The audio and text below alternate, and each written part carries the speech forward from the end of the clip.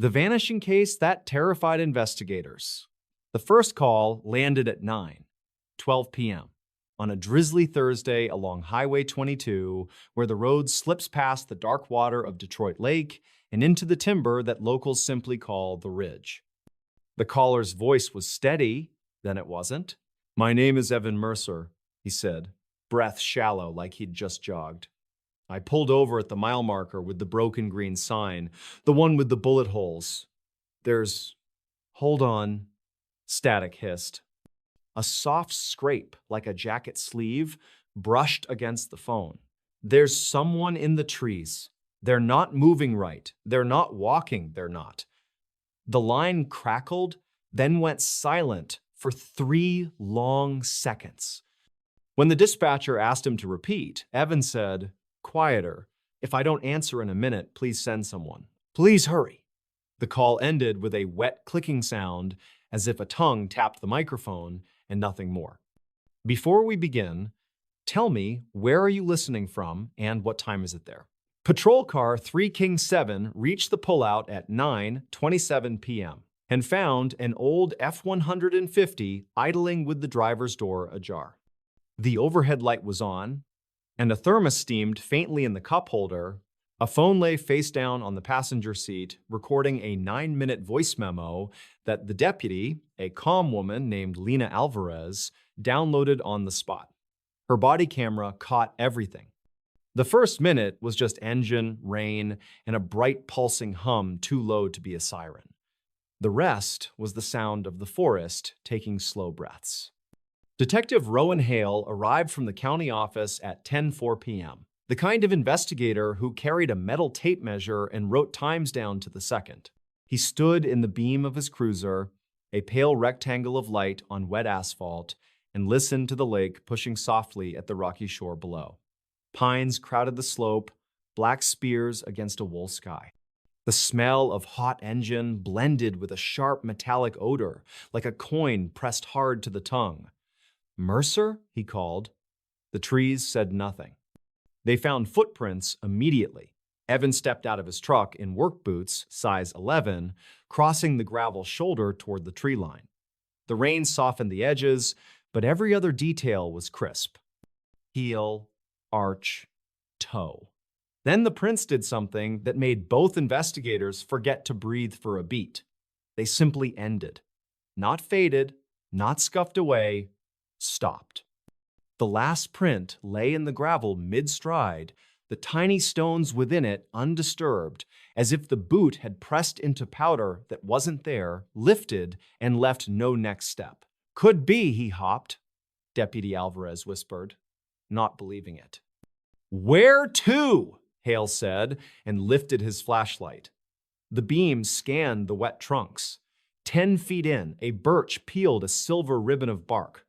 Farther back, the forest went so dark, the light seemed to fall into it. No dragging marks, no sliding mud, no impression of knees or hands, just the last step and the next step missing. At 10:22 p.m., the tow truck driver, a night owl named Beasley, who moved like he was always recovering from the last thing he saw, holstered his gloves and crossed himself when he looked at the prints. He said it without looking at the woods. "This place eats things." The search started by 11. State troopers, county volunteers, 2 SAR handlers with dogs, one named Gipper, the other Foxy, both usually eager to barrel into brush. They took one sniff of the air and sat. Not frightened exactly, braced, as if whatever their noses told them was both confusing and beneath their notice. When the handlers coaxed them forward, the dogs went a few yards into the trees, stopped at the last footprint, and stared at a point 3 feet above the ground, tails flat, heads tilted in the same uncanny angle as if they were listening to something no one else could hear. At 12:17 a.m., a deputy radioed a report of dim white lights flickering deeper in the trees. Hale and Alvarez pushed in to check. What they found was stranger than flashlights.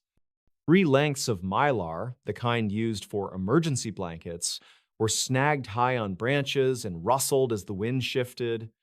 Their reflective surfaces shivered with every gust, throwing off weak glints like eyes.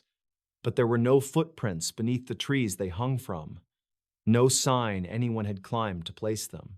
Hale measured the height with his stick. The lowest strip was more than 10 feet up. They set a perimeter anyway. They marked the last print with a yellow tent labeled A. The truck was taken back to the county lot by 1:05 a.m. Its cabin still warm, its radio presets set to classic rock, and a local AM station that would rattle with a sports talk show at noon. A coffee receipt in the cup holder said 8:41 Pendemen, Cedar Mart, 2 miles east in the town of Gray Ridge. Population stitched together by the mill and the lake. The cashier on duty, a college kid named Jude, remembered Evan saying he needed caffeine for the drive back to Salem. He remembered Evan glancing toward the door as if someone had just passed by the glass. He looked spooked, Jude said at 1:53 a.m., sitting in a back office under buzzing fluorescent lights, steam rising from his instant noodles. Like when you see your reflection move the wrong way. The next morning broke flat and gray. The mountains wore a low band of cloud, the kind that never quite lifts. The wider team assembled at a trailhead with paper cups of donated coffee and stale sugar donuts, then fanned out in grids. That was when the first investigator said out loud that something about the place felt wrong. It wasn't superstition, it was a physical sensation, the way you notice silence only when it feels like weight. They kept finding things that should have belonged to Evan, except they couldn't prove they did. A key on a ring with no car fob wedged in moss. A strip of duct tape stuck to a rock, perfectly smooth as if it had never touched anything. A silver coin embedded in the mud so deeply that the date stamped on it had been polished smooth by grinding it against nothing. They also found a smear on a tree, low and oval and faintly oily to the touch, like a thumbprint the size of a dinner plate. The lab in Salem would later say it contained petroleum byproducts, cedar pollen, and something else not identified in their standard panel. The technician who gave that report sniffed and said the something else was probably an environmental contaminant, which was the exact phrasing a person uses when they want to be done thinking about what they touched. At 2:03 p.m., Alvarez went into the grocery on Main Street to talk to a woman named Mara Ellison, who held a paper cup in both hands as if she were trying to warm bone. He texted me at 8:47, she said, passing over her phone with the threads. The message read, "I'm fine, just grabbed coffee. The lake's got that weird low fog. It sits like it's thinking." Then at 9:06, "There's a green sign. Wind is kicking up. I hear something and then nothing else." She had called at 9:20 when he didn't answer. "He doesn't ghost me," she said, and the way she said it told them everything. Hale asked what Evan did for work. He managed a small warehouse, took weekend trips to fish, paid his bills on time, kept a list in his phone of guitar chords that sounded good after midnight. He wasn't running from anyone. He wasn't trying to disappear. He had a dent in his truck door that he still hadn't fixed because he said it made the truck look honest. He laughed at bad jokes and bought extra firewood for friends at campouts. That evening, he'd been headed home from a helper job at a friend's cabin on the far side of the lake. A normal day, nothing magic in it until it was. The traffic camera at mile marker 142 was an old unit bolted to a leaning pole, its feed flowing into a state server that an IT tech in Salem could pull within minutes. At 4:11 p.m., Hale and Alvarez sat in a dim room at the sheriff's office while the techs scrubbed back and forth across a sliver of time. 9:19 p.m. showed the edge of Evan's truck. 19:41 showed the door opening. At 9:19:52, a tall figure stepped into frame. At the bottom edge of the image, head bent, shoulders bunched against rain. At 19:57, every pixel on the screen seemed to drag left by a hair as if the world had been pulled in a single direction and then let go. It wasn't a full glitch, the time code didn't skip, the sound didn't break. It looked like heat shimmer but there was no heat. A moment later, the figure was gone. "Frame drop," the tech said, and then frowning, "except it isn't." He tapped keys, there's no missing data, the codec logged a continuous packet stream. He didn't like saying that. Sometimes these older units get interference. He made a show of checking for lightning strikes that never happened and solar activity that wasn't present either. When he left, the small room smelled faintly of old carpet and coffee, and Hale wrote the time down again, because writing times was how he kept a grip on what the world was supposed to do. The word for what the case did to investigators began as tired jokes. Maybe we should start charging the ghosts rent. By the third night, nobody joked. The third night was when Alvarez lost 41 seconds. It was 2:13 a.m. when she walked alone down the shoulder of the highway, past the pullout, body cam glowing a neat blue bead in the dark. The rain had thinned to mist that glittered in her beam. She narrated for the record the way they are trained. Alvarez walking southbound, wind negligible, pavement wet, no vehicles, audible lake wash to my left, smell of cedar. It's cold. Then she stopped speaking because she heard it. The hum. It was not electricity, it was not a plane, it was the noise a taut cable makes when the wind plucks it. It vibrated in her teeth. Her beam swung once across the trees and came back to the road, and then the video blurred, not in a smear, but in a folding. The yellow center line ahead of her looked like a ribbon being drawn into the woods, little key stitches of paint bending toward the trunks and then releasing. She took one more step and had the sensation of putting her foot down into air that did not expect it. The video never cut, the timestamp never jumped, but her voice, steadily narrating, was gone for 41 full seconds, replaced by soft rooftops of sound like waves falling over a gravel bar. When the sound of her voice returned, she was saying, "No, I'm good, I'm right here," and her breath was hitching. She stood on the shoulder with her hands braced on her knees, and the night came back in layers, wind in the mylar strips, a truck rumbling faintly miles away. Her own pulse drumming so loud inside her ears, it sounded like someone knocking from the inside of a closet. "You okay?" Hale said, moving to her, and she nodded too fast. She wouldn't describe what she saw fully for a day. When she finally did, she said it in a low, even tone at the end of a long interview. "The road tilted," she said. "Not the pavement, not the earth, the place where you decide which way to step. It tilted toward the trees. If something wanted a clean line, it would wipe the line you chose, and you'd walk into where nothing has a step." The case file swelled with interviews, maps, lists. Hale added a page about an earlier disappearance that the old-timers mentioned only if you prompted them with dates. A logger named Kenner went missing in roughly the same stretch, back when the mill still paid cash at the end of the week and the tavern stayed open until sunrise. According to a man named Fielder, who kept a ledger of local deaths because the county clerk's office was a 50-minute drive, Kenner's truck had also been found idling with its lights on and his lunch pail still latched. The printout with an excerpt from that ledger became tab 23. In pencil, Hale wrote in the margin, "Pattern." By day 5, the search scaled down. It always does. People have jobs, fuel costs, the lake never stops pushing at the rocks, and even grief must sleep. Yet every night at 2-something in the morning, the AM band on the radio at the sheriff's office shivered into a non-signal, a dead station that rattled. When you turn the dial through it, the numbers 739 seemed to whisper past in sequence 3 or 4 times. Not a full voice, just a cadence. The repairs crew came in and tightened everything, and the sound came back anyway.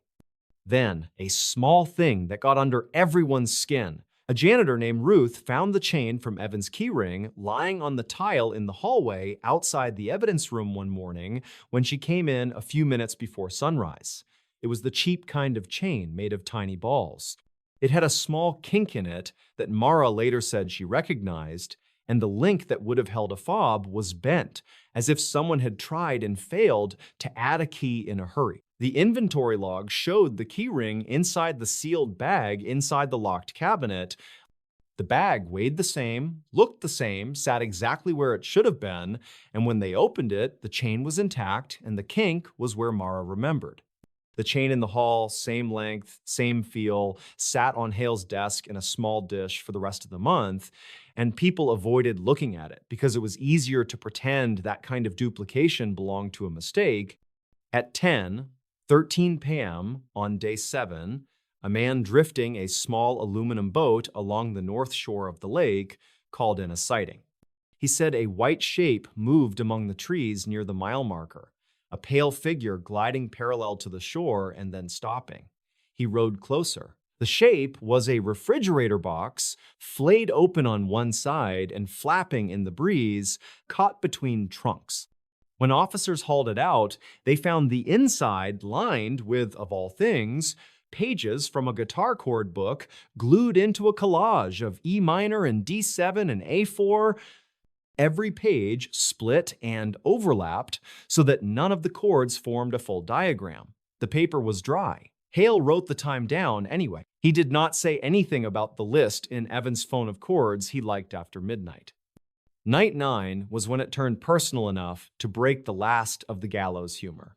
Hale woke in his room at the Cedar Motor Lodge at 2:16 a.m. to the soft hum. It vibrated the window glass. He sat up and put his feet on the carpet and felt the pressure in the air as if a storm were about to hit. The red numbers of the clock read 2:17. He stood, crossed to the sink, and turned on the tap for noise, then turned it off again because the water came out in staccato bursts like it was remembering how to be water. The chain on his door clicked once with no one touching it. He would not write that in the report because even he had a line he didn't want to cross, but he wrote the time. 2:18. He stared at the door long enough to hear the people next door whispering through thin drywall. A woman's voice said, "Don't say it out loud," and a man's voice said, "We didn't." By then, Gray Ridge's rumor mill was grinding full speed. The woman who ran the pie shop on Main told anyone who would listen that she had driven past that mile marker around 10 p.m. the week before and watched her dashboard clock stutter backward from 10, 7 to 10, 5, and then tick forward again like a skip in a record. A youth pastor from the church near the school said he'd hiked the ridge years ago and felt his legs tremble in a patch of sunlight that shouldn't have been there because the canopy was too dense.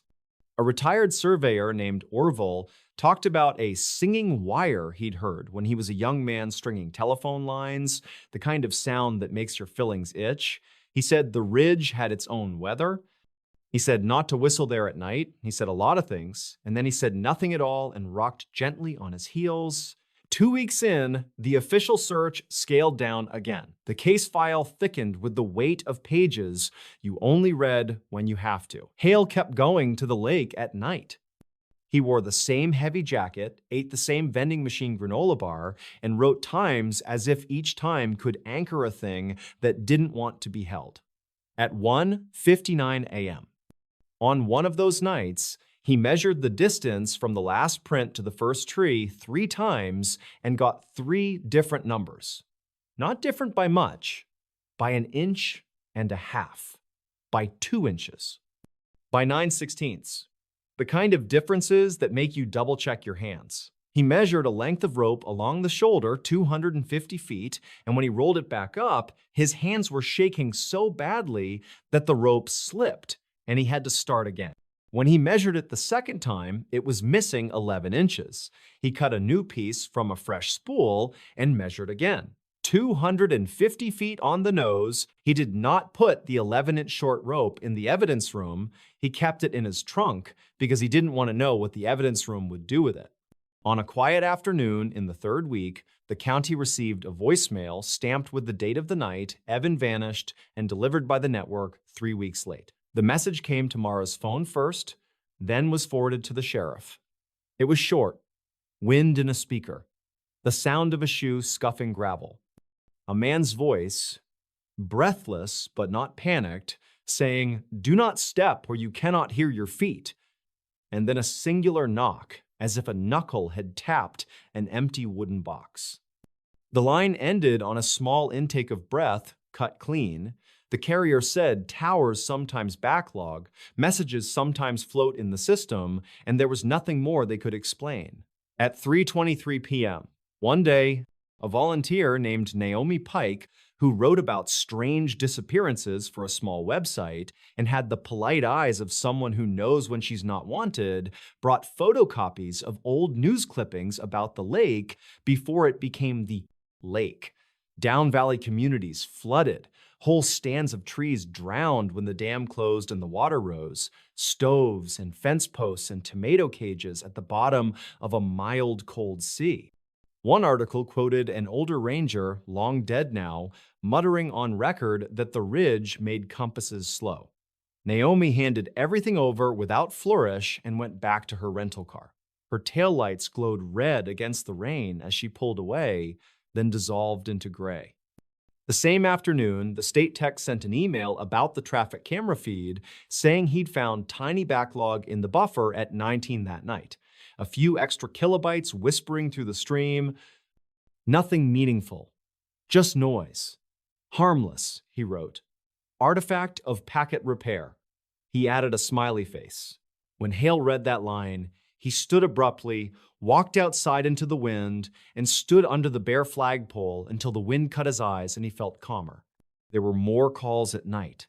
A man who swore he saw a figure standing in the shallow wash at the lake's edge, looking out at the black water.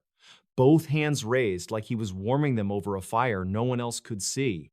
A pair of night fishermen who heard a voice say hello from just behind them and then repeat it in a lower octave, as if two throats had learned the word together.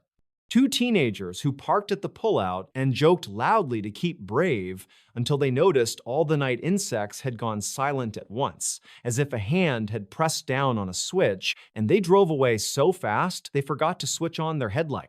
Then, one more thing that turned the case from frightening to personal for the people wearing the badges. At 2:31 a.m., the day before the file was supposed to be transferred to a colder desk, Alvarez was typing up a supplemental when her monitor blinked black and came back with a blinking cursor inside a blank report she had not opened. The cursor jumped on its own. A single word appeared in the field where the case name should go. Here. Then nothing, and the monitor returned to her report as if she had never left it. She stared until the clock at the bottom corner ticked over to 2:33. She saved her report, closed the lid, and felt her throat press shut like a hand had rested around it. She signed off early and drove to the lake. She stopped 100 yards short of the pullout. She turned off her lights and sat in the dark, listening. She did not get out. She did not press record. She did not narrate. She did not breathe for a count of 4. After a minute, she heard the softest sound, like boot leather bending, as someone shifted their weight from one foot to the other. She thought, with sudden clarity, that the worst part of this job had never been the blood or the lies. It was the moments when you knew you were hearing something meant for you. By dawn, she made a decision. She told Hale 2 hours later, standing beside the coffee machine while it groaned out a thin stream. I can't do nights there anymore, she said. Not for a while. He nodded as if she had told him the sky had a color. He signed the form that moved her temporarily to day shifts and wrote the time, 10:21 a. He would tell his wife later that he had never been proud of a signature before. Officially, the Mercer case never reached a conclusion. The file thickened and then stopped. The press releases used phrases like pending new information and no evidence of foul play found at this time, which is what you write when every possibility has crawled under the bed to hide from daylight. People still drive past the green sign with the bullet holes, and at night they glance in their mirrors between mile markers 141 and 143 without knowing why. The strange part isn't how it ended. The strange part is how it kept touching things after it should have gone still. Months later, a family walking the shoreline in April found a sealed jar in a tangle of drift close to the pullout. Inside, folded tight, was a page torn neatly from a spiral notebook. The page was blank at first glance. Only when they tilted it toward the sun did they see faint writing impressed into the paper, as if someone had written on a page above it and the pressure left ghosts of letters. It read, in sharp, ordinary handwriting, "Never step where sound has left." The letters walked down the page and thinned at the end. The jar lid was on tight. There was no water inside. The family turned the jar in to the county without their names. The clerk who accepted it put it on a shelf to be logged after lunch. When she came back, the jar was gone, and in its place sat a silver coin pressed so clean you couldn't read the date. On some nights, if you tune your car radio to the broken AM station near the lake, the dial will tremble as you pass that stretch, and a low thrumming will pulse through the speakers like the space between heartbeats. A voice, maybe the same voice that warned the dispatcher, maybe not, will rise out of static for just a moment. You won't catch the words. You'll only feel your feet on the pedals, your hands on the wheel, and the peculiar awareness that you are crossing a place where the world forgets its lines. Keep driving. Keep your tires on the painted edge. Count out loud if you have to. Hear your step. And if you stop, if you ease onto the gravel and lower your window and listen, the night will offer you the gentle wash of the lake, the whisper of wind through fir needles, and that thin cable hum plucked by nothing human. You will think about a man who stepped toward the trees with his shoulders hunched against rain. You will look down and see your own footprint, clean in the grit, and you will see that there is a space ahead of it where the next print should go and does not. Your mind will fill the blank with stories, so you can move. Choose one, make it a good one, bring it with you as you turn back to the wheel. Drive. The ridge will watch you leave and fold the sound of your engine carefully away, as if it has been saving a quiet place for it all along. Some cases terrified because of what they show you. This one terrifies because of what it takes away, one step at a time, until the distance between footsteps becomes a place all its own. When the investigators finally closed their notebooks and turned off their recorders, the lake kept breathing. The ridge kept humming.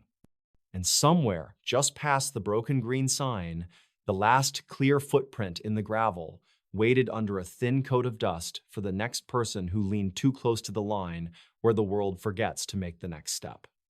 When ordinary nights turned into real-life nightmares, the evening had been calm, almost too calm, as if the world itself was holding its breath. It was late autumn, when the days shortened quickly and the cold crept in long before the sun had completely disappeared. The small town of Pine Hollow, tucked between stretches of woodland and winding rivers, was the kind of place where people locked their doors out of habit rather than fear. For years, nothing truly terrible had happened here, and that quiet sense of safety was exactly what made what followed so disturbing. Before we begin, tell me, where are you listening from and what time is it there? On a Thursday night, just past 9, the streets were nearly empty. A few porch lights glowed faintly, and the sound of televisions drifted from living rooms where families settled in after dinner. The air smelled of damp leaves, and a thin mist curled along the edges of the forest that surrounded the town. It was on nights like this that people usually felt comfort in routine, yet beneath that surface calm, something unnatural was already stirring. At the edge of town stood a narrow road that led into the trees, a road most people avoided at night. Locals had stories about headlights flickering there or shadows darting between the trees when no one should have been around. On that particular night, a delivery driver heading home swore he saw a figure standing in the middle of the road. He slowed down, blinking his headlights, but when he drew closer, the figure had vanished. Shaken, he pulled over, convinced for a moment that his mind was playing tricks. But the mist was heavy, and as he sat there listening to the engine idle, he heard the unmistakable sound of footsteps moving across the asphalt. Yet, no one was there. Back in town, around the same time, a group of teenagers was gathered in the old baseball field near the high school. They were laughing, tossing around a football under the dim glow of the single floodlight that still worked. The grass was wet with dew, and the chill forced them to keep moving. One of them paused, looking toward the tree line. A faint, rhythmic knocking sound was coming from the woods. At first, they thought it was an animal. Then, the sound grew louder, more deliberate, like someone rapping wood against wood in a steady beat. They yelled into the darkness, expecting maybe another friend playing a prank, but the sound didn't stop. It moved closer, circling them, until the floodlight above suddenly flickered and went out. The field was swallowed by darkness, and in that instant, all of them ran. Later, when they told their parents, no one believed them. That same night, just after midnight, a young couple living in a small apartment above Main Street awoke to the sound of knocking on their door. At first, they ignored it, thinking it might be someone who had the wrong apartment. But the knocking didn't stop. It grew more insistent, louder, and then turned into pounding. The man grabbed a flashlight, went to the door, and called out, but no voice answered. He hesitated before looking through the peephole. What he saw made his stomach twist. There was no one there, yet the pounding continued, echoing through the hallway. Suddenly, the noise stopped, replaced by silence so complete it pressed against his ears. He opened the door cautiously, sweeping the flashlight across the empty hall. The bulb in the overhead light had burned out, and the shadows stretched long. He was about to step back inside when he noticed something smeared across the doorframe. A set of handprints, damp and dark, as though someone had pressed their palms into the wood. By dawn, the town felt different. People were whispering in cafes, parents were checking in on their children, and the sheriff's phone rang nonstop with reports of strange occurrences. Lights flickering in houses, voices heard in empty rooms, shadows appearing at the edge of vision. The sheriff himself, a man hardened by years of quiet service, tried to dismiss it all as coincidence, yet he too had woken in the night to find every clock in his house stopped at exactly 3:15. The following night, the atmosphere thickened, streetlights dimmed for no reason, radios filled with static, and dogs across Pine Hollow began to howl in unison. At the small gas station on the corner of Maple Street, the cashier was closing up when he heard what he thought was someone calling his name from the restroom. He checked, but the restroom was empty. When he returned to the counter, every shelf in the store had shifted, cans and bottles rearranged into patterns that looked like circles. He quit his job the very next morning.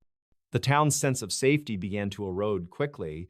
Parents kept their children indoors, doors were bolted, and even then, the nights became unbearable. People reported nightmares so vivid they woke up screaming, describing the same thing over and over.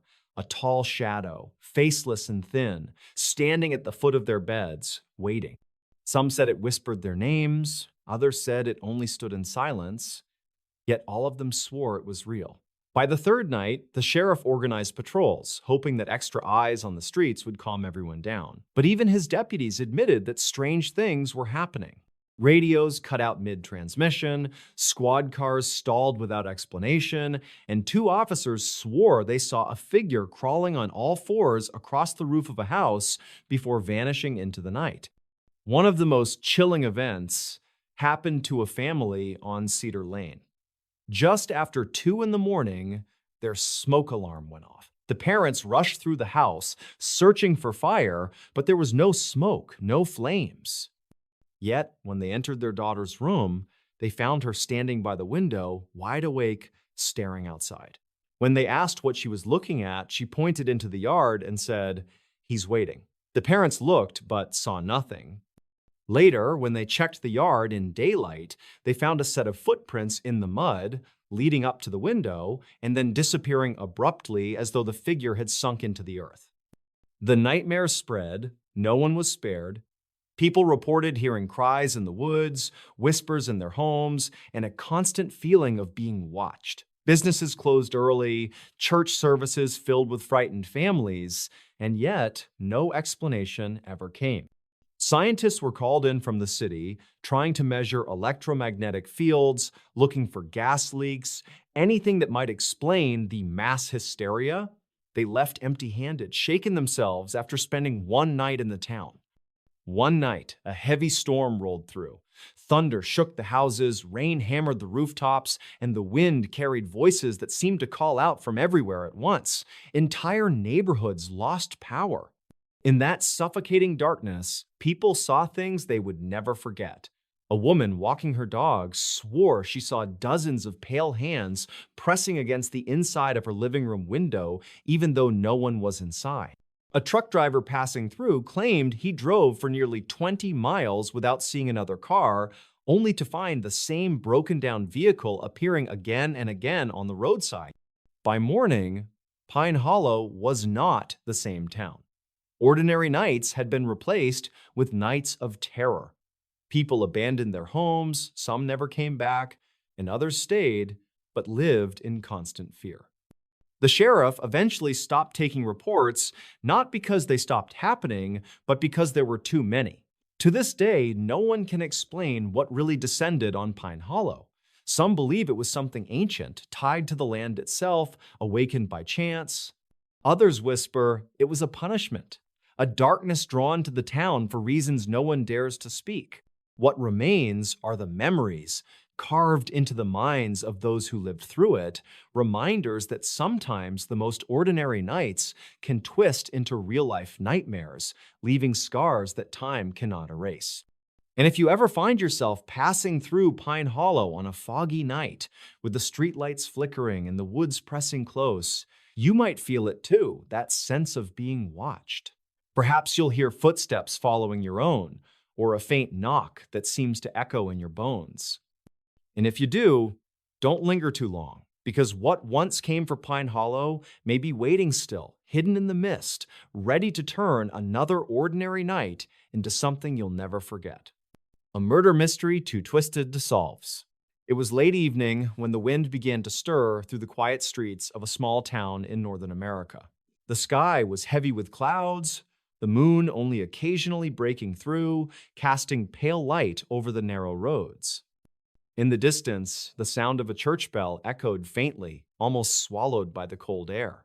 At that very moment, no one realized that something dreadful was about to unfold, something that would haunt investigators and residents alike for years to come. Before we begin, tell me, where are you listening from, and what time is it there? The town was the kind of place where everyone believed they knew each other. Houses stood close together, with porches that looked out toward empty sidewalks. Street lamps flickered as if struggling to keep their glow alive. It was just after 10 p.m. when the local police received a call that changed everything. A neighbor, shaken and out of breath, reported screams coming from the house at the corner of Willow Street. The screams were sharp, desperate, and then, suddenly, they stopped. When the first patrol car arrived, the neighborhood was already on edge. Curtains shifted, doors cracked open, and uneasy faces peeked out. The house in question stood silent, its front porch lights swinging in the wind as if someone had passed under it in a hurry. Officers knocked on the door but received no answer. After a tense moment, they forced their way inside. The interior of the house felt wrong immediately. A faint smell of iron filled the air, unmistakably metallic. The living room was dim, the lamp knocked over, casting eerie shadows across the walls. A half-finished cup of coffee still sat on the table, steam long gone, as if someone had been interrupted mid-sip. In the kitchen, chairs were overturned, one of them broken at the leg. And then, in the hallway, they found it. A body lying face down, blood pooled beneath. The victim had been struck repeatedly, the brutality suggesting rage more than intention. What made it all the more disturbing was the detail that none of the doors or windows had been forced open. Whoever did this had either been let inside willingly or was already in the house. By midnight, detectives were swarming the scene. One of them, a seasoned investigator who had seen his share of violence, admitted quietly that this case felt different, darker somehow. The victim's belongings were untouched, wallet and jewelry left behind, ruling out robbery. A series of photographs were discovered scattered on the floor, showing the victim with various friends and family. Yet, one photo stood out. It had been ripped in half, the missing piece showing only a shadow where another person had once been. The autopsy revealed something that sent chills even deeper. The injuries did not match a single weapon. It looked as though multiple methods had been used, almost ritualistic in nature. The coroner's report mentioned hesitation wounds, as if the killer had changed their mind halfway through, then continued with even greater force. As the investigation widened, the neighbors began sharing fragments of strange experiences.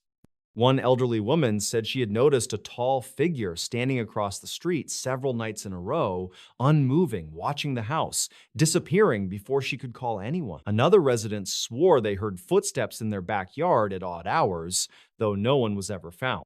Police combed through hours of surveillance footage from nearby stores and traffic lights, but something bizarre kept happening. Whenever the suspect might have appeared on camera, the footage glitched. Frames skipped, figures blurred into unrecognizable smears, as though the very image resisted being captured. Weeks passed, and suspicion fell on several people close to the victim. Friends, colleagues, even distant relatives were interrogated. Secrets began surfacing, revealing hidden grudges, financial troubles, and long-buried conflicts. But every lead seemed to collapse into nothing. Alibis checked out, motives were plausible but not conclusive, and physical evidence pointed in conflicting directions. The case grew colder, but the town itself did not rest easy. Strange calls began flooding the local police line. Residents reported hearing screams at night coming from empty lots. Others claimed they saw fleeting shadows darting across windows when no one was inside. Children woke crying, telling their parents they saw someone standing at the foot of their bed, someone tall with eyes that seemed hollow. Detectives tried to dismiss these claims as fear spreading in a shaken community, but even they could not deny what was happening during interviews.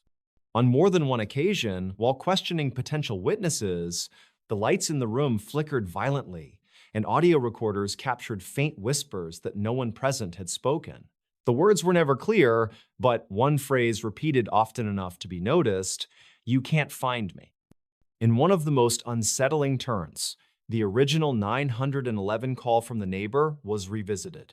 When replayed, investigators realized that beneath the frantic voice, another sound lingered faintly. A whisper, distorted, almost laughing.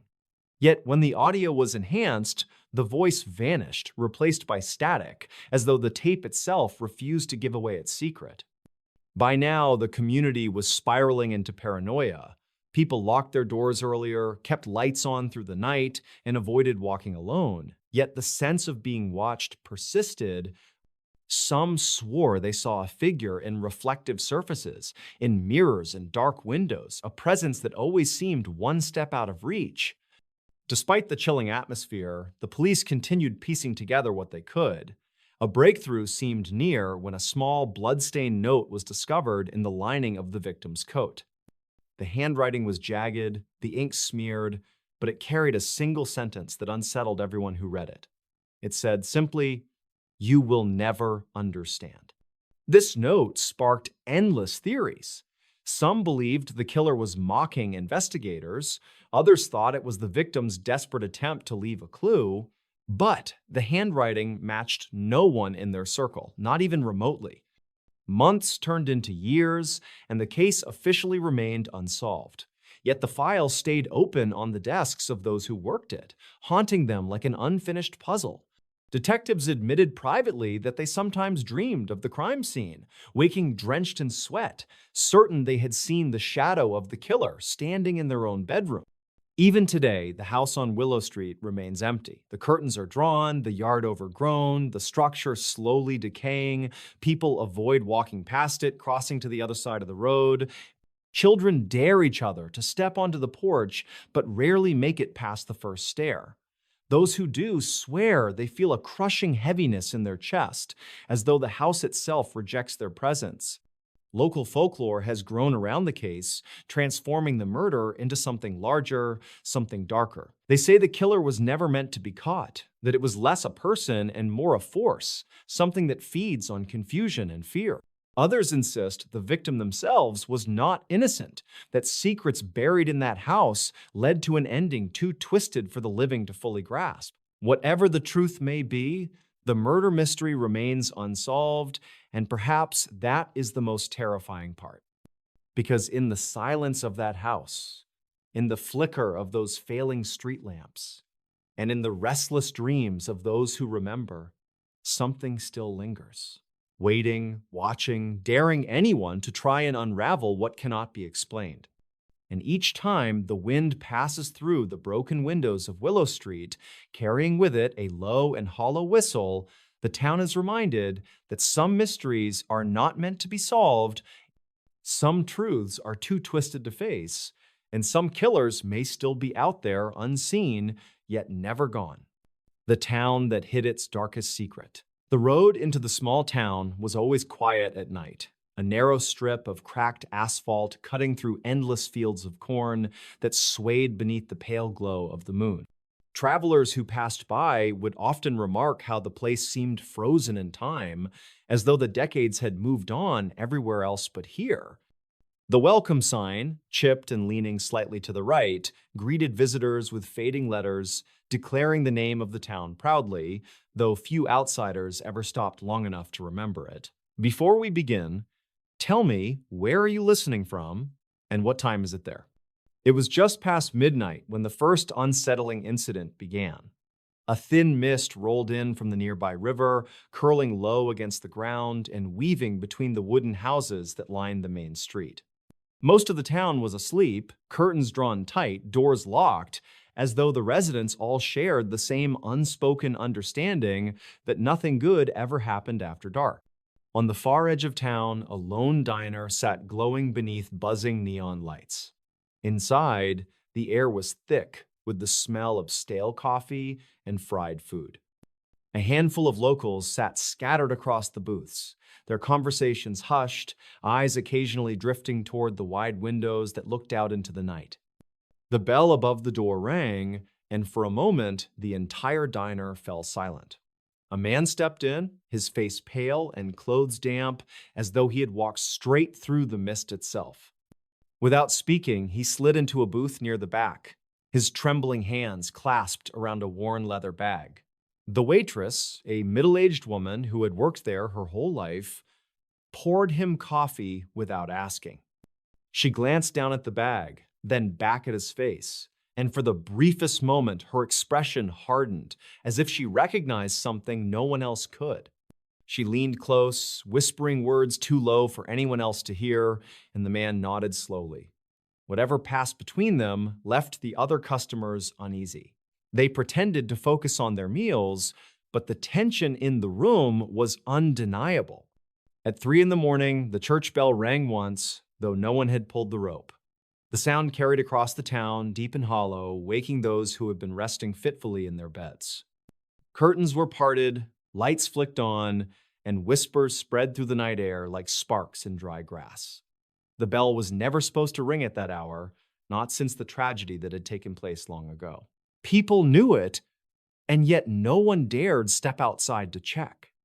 By dawn, the mist had lifted, but unease clung to the town like a shadow. Children walked to school with their parents close by, every set of eyes watching the empty church tower at the center of town. The man from the diner was nowhere to be found. The booth he had sat in was empty, though the waitress swore she had watched him walk toward the back door before the bell had rung. His coffee cup remained on the table, the liquid inside now stone cold, but the bag was gone. For days, whispers filled the town. Some said the man had been part of the old families, the ones who had lived here since the town's founding, before records were kept properly. Others swore he carried evidence of what had really happened during the fire that destroyed half the town square decades ago. The fire had always been explained as an accident, but deep down, many suspected there was more to it. The town rebuilt quickly, too quickly, and certain names disappeared from records, erased as if they had never existed. On the third night, more strange events began. Lights flickered in homes closest to the church. A dog howled relentlessly at shadows that no one else could see. In the cemetery behind the churchyard, fresh soil was found disturbed, though no burials had been scheduled. The caretaker insisted nothing had been touched, but his voice shook as he said it. By the end of the week, fear had settled in the bones of the townsfolk. The local sheriff tried to calm people down, holding a meeting in the old hall near the river. Lanterns cast long, flickering shadows on the walls as neighbors gathered, their voices rising with anger and fear. Some demanded answers about the bell, others accused each other of hiding the truth. The sheriff raised his hand for silence, and when the room finally grew quiet, he told them flatly that there were things in this town better left buried. His words hung in the air like a curse. But the younger ones weren't satisfied. A group of curious residents decided they had to see for themselves what the church was hiding. That night, under a cloudy sky that threatened rain, they crept into the churchyard with flashlights and nervous laughter that faded quickly into silence. The heavy wooden doors of the church groaned as they pushed them open, the stale smell of dust and mildew washing over them. Inside, the pews were covered in sheet. The strange death that defied all logic. It was late November in a quiet rural town in Virginia. The air carried the smell of burning wood from fireplaces, the skies darkened early, and long shadows stretched across the empty roads. People were preparing for the winter season, stacking firewood, closing shutters against the cold wind, and settling into their nightly routines. Nothing about the evening seemed unusual until a call came into the sheriff's office just after 10 at night.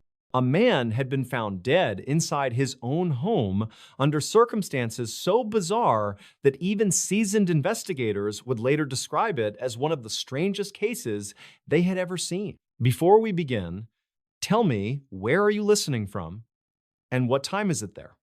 The house stood on the edge of town, an old two-story farmhouse that had been in the family for generations. Locals often passed by it and commented on its lonely appearance, the way the shutters rattled even when there was no wind, and how the light in the upstairs window sometimes flickered long past midnight. The man who lived there was known by many in town. He was not the type who kept close friends, but he was not disliked either. People described him as polite, quiet, and occasionally eccentric. No one ever expected his name to be tied to one of the most haunting investigations the county would ever face. The discovery was made by a neighbor who noticed that the man's truck had not moved for 2 days, and the porch light had been left on since the weekend. When no one answered repeated knocks on the door, the neighbor called authorities. Deputies arrived quickly, their flashlights cutting through the cold air as they walked up the creaking porch steps. The front door was locked. Yet when they pushed gently, it gave way with a strange groan, as if it had already been forced from the inside. The scene inside was unsettling from the start. The living room looked untouched, a stack of unopened mail sat neatly on the table, and the fireplace had gone cold. But as the officers moved deeper into the house, they were hit with a wave of unease. The air felt heavy, as if charged with something unseen. Upstairs, the hall was lined with old family portraits whose eyes seemed to follow the deputies' every step. They reached the bedroom at the end of the hall, and what they found there was unlike anything they had ever encountered. The man was lying on his bed, but not in the way one might expect. His body was arranged in a rigid, almost ceremonial position, arms crossed tightly over his chest, eyes wide open, staring at the ceiling in frozen terror. His mouth was twisted into a silent scream, lips cracked as though he had been gasping for air. The blankets beneath him were undisturbed, tucked neatly under his body, suggesting he had not struggled or moved before death. It looked as if he had simply laid down and been struck by an invisible force that drained the life out of him instantly. The strangest detail was the expression on his face. It was not just fear, it was beyond fear. It was as if he had seen something impossible, something no human mind was meant to comprehend. The deputies stood frozen for a moment, their radios crackling softly in the stillness of the house. One of them whispered that it felt like the room itself was colder than the rest of the house, though there was no open window, no draft. When the coroner arrived, he too was baffled. There were no signs of injury, no blood, no evidence of a struggle. His heart had stopped, yet there were no natural causes found on initial inspection. His body temperature was strangely lower than expected, as if he had been dead far longer than he actually had. The coroner would later admit in private that he had never seen a face frozen in such an expression of horror. As the investigation unfolded, more details began to trouble the authorities. The man's phone was found on the nightstand, but its last call had been to 911. The disturbing part was that the call had gone through, yet when dispatch replayed the recording, all that could be heard was static, followed by a faint sound that some described as heavy breathing, while others insisted it sounded like faint whispers in the background. The call had lasted exactly 47 seconds before abruptly ending. Detectives searched the house for clues, but everything seemed in order. There was no sign of forced entry, no missing valuables, no fingerprints other than his own. It was as though death had entered the house unseen and left no trace behind. Some of the younger officers began whispering among themselves about the town's old legends. There had always been rumors that the land the farmhouse sat on carried a history of strange happenings, that years earlier there were stories of people hearing voices at night or feeling watched while walking near the woods behind the property. Most dismissed those tales as folklore, yet now, standing in the dimly lit bedroom, it was harder to ignore. The autopsy brought no clarity. The medical examiner ruled the cause of death as cardiac arrest, but with no underlying condition to explain it. His organs were healthy, his blood work was normal, and there were no toxins detected. It was as if his body had simply decided to stop functioning, triggered by something unknown. What haunted those who saw the report was the conclusion written at the bottom. Cause of death undetermined, circumstances highly unusual. Word spread quickly through town, and the farmhouse became the subject of endless speculation. Some insisted he had been frightened to death, that perhaps he had seen something in the moments before he died. Others whispered that the property was cursed, pointing out that decades earlier, another family member had also died under mysterious circumstances in the same house, though few remembered the details. What everyone agreed on was that something about the case felt wrong, as if a piece of the truth was missing, just out of reach. Weeks turned into months, and still no answers came. The house was sealed off, left untouched after the investigation. Neighbors reported strange occurrences in the nights that followed. A woman living across the road claimed she saw a light flickering in the upstairs bedroom, even though the power had been cut. Another swore she heard knocking sounds echoing from inside the house at 3 a.m. The sheriff's office dismissed these as rumors, yet privately, some deputies admitted they avoided driving past the farmhouse after dark. The case eventually went cold, filed away as one of those unsolved mysteries that haunt small towns forever. The official records would state that the man died of cardiac arrest, but everyone who had been there that night knew there was more to the story. They remembered the expression on his face, the static-filled 911 call, the cold air that seemed to linger in the bedroom long after the body was taken away. Years later, the house still stands. The paint has peeled, the porch is collapsing, and weeds have overtaken the yard. But at night, if you pass by on the empty road and glance toward the upstairs window, some say you can still see a faint figure lying on the bed, staring upward with eyes wide open, locked forever in that same unexplainable terror. The strange death that defied all logic has never been forgotten. It remains a story told in hushed tones at diners and around campfires, a reminder that sometimes the most unsettling horror is not what can be explained, but what cannot. And in that quiet Virginia town, the farmhouse continues to cast its long shadow, holding on to secrets that no one has been able to uncover. Unimaginable crimes buried in forgotten files. The courthouse basement smelled of dust and mold, a stale heaviness that seemed to cling to the walls, no matter how often the janitors sprayed disinfectant. It was a place no one wanted to linger in, with flickering fluorescent bulbs overhead and boxes stacked on metal shelves, each one labeled with fading marker, case numbers barely legible after years of neglect. Most of these files belonged to long-closed cases, matters that the system had stamped with finality. Yet, hidden among them were folders that seemed to carry a weight far heavier than simple legal disputes. Files that had been quietly pushed into the corners, cases that no one wanted to reopen, crimes so disturbing that people thought silence was safer than truth. Before we begin, tell me, where are you listening from and what time is it there? On a stormy evening in late October, a clerk searching for property records stumbled on a set of boxes marked only with a red X. They were heavier than the others, filled with photographs, handwritten notes, and brittle police reports yellowed with time. She didn't know it then, but those boxes contained accounts of events that had never been explained, horrors that had been deliberately buried. These were not cases that appeared on the news anymore, if they ever truly did. They were crimes the town had agreed to forget, yet the details inside those folders painted a different picture. The first file contained reports from a small town in the Midwest, where in the early hours of a winter morning, a farmhouse was found completely abandoned. Breakfast had been set on the table, eggs half cooked on the stove, but no one was inside. The family of 5 was simply gone. Neighbors swore they had seen the father chopping wood the night before, his breath misting in the cold air.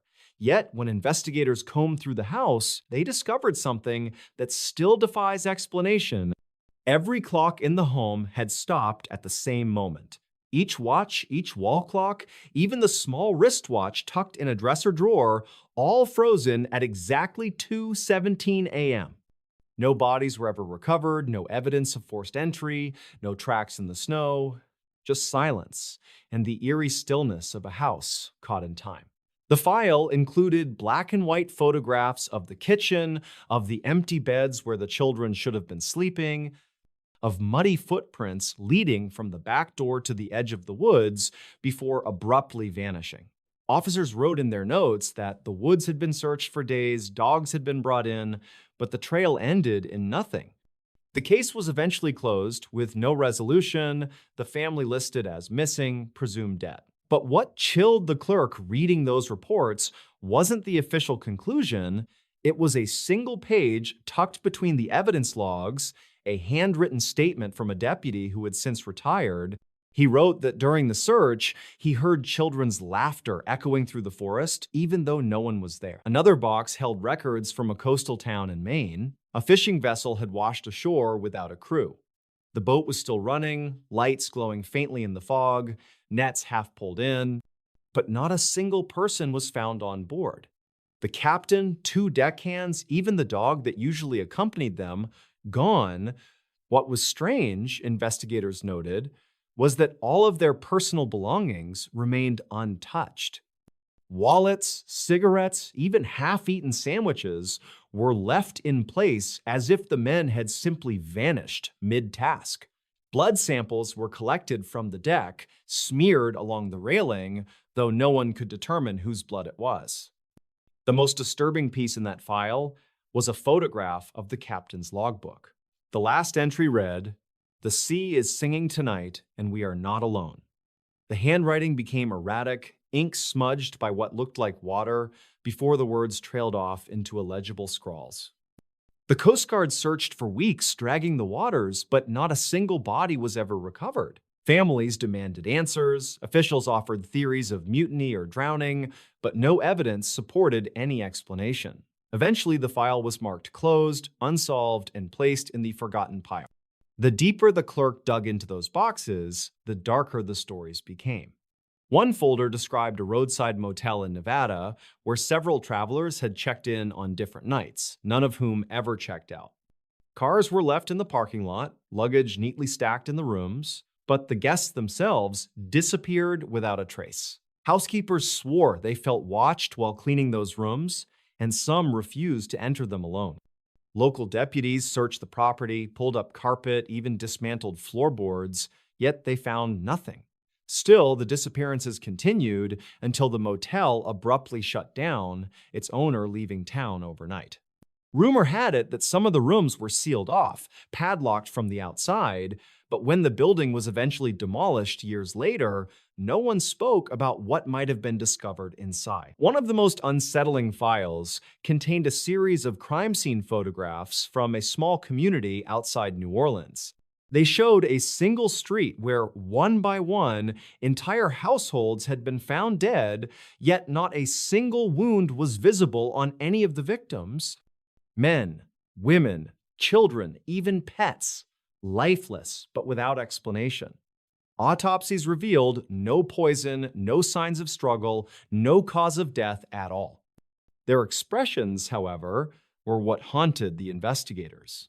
Each face was frozen in terror, eyes wide, mouths open, as if they had seen something so horrifying it stopped their hearts instantly.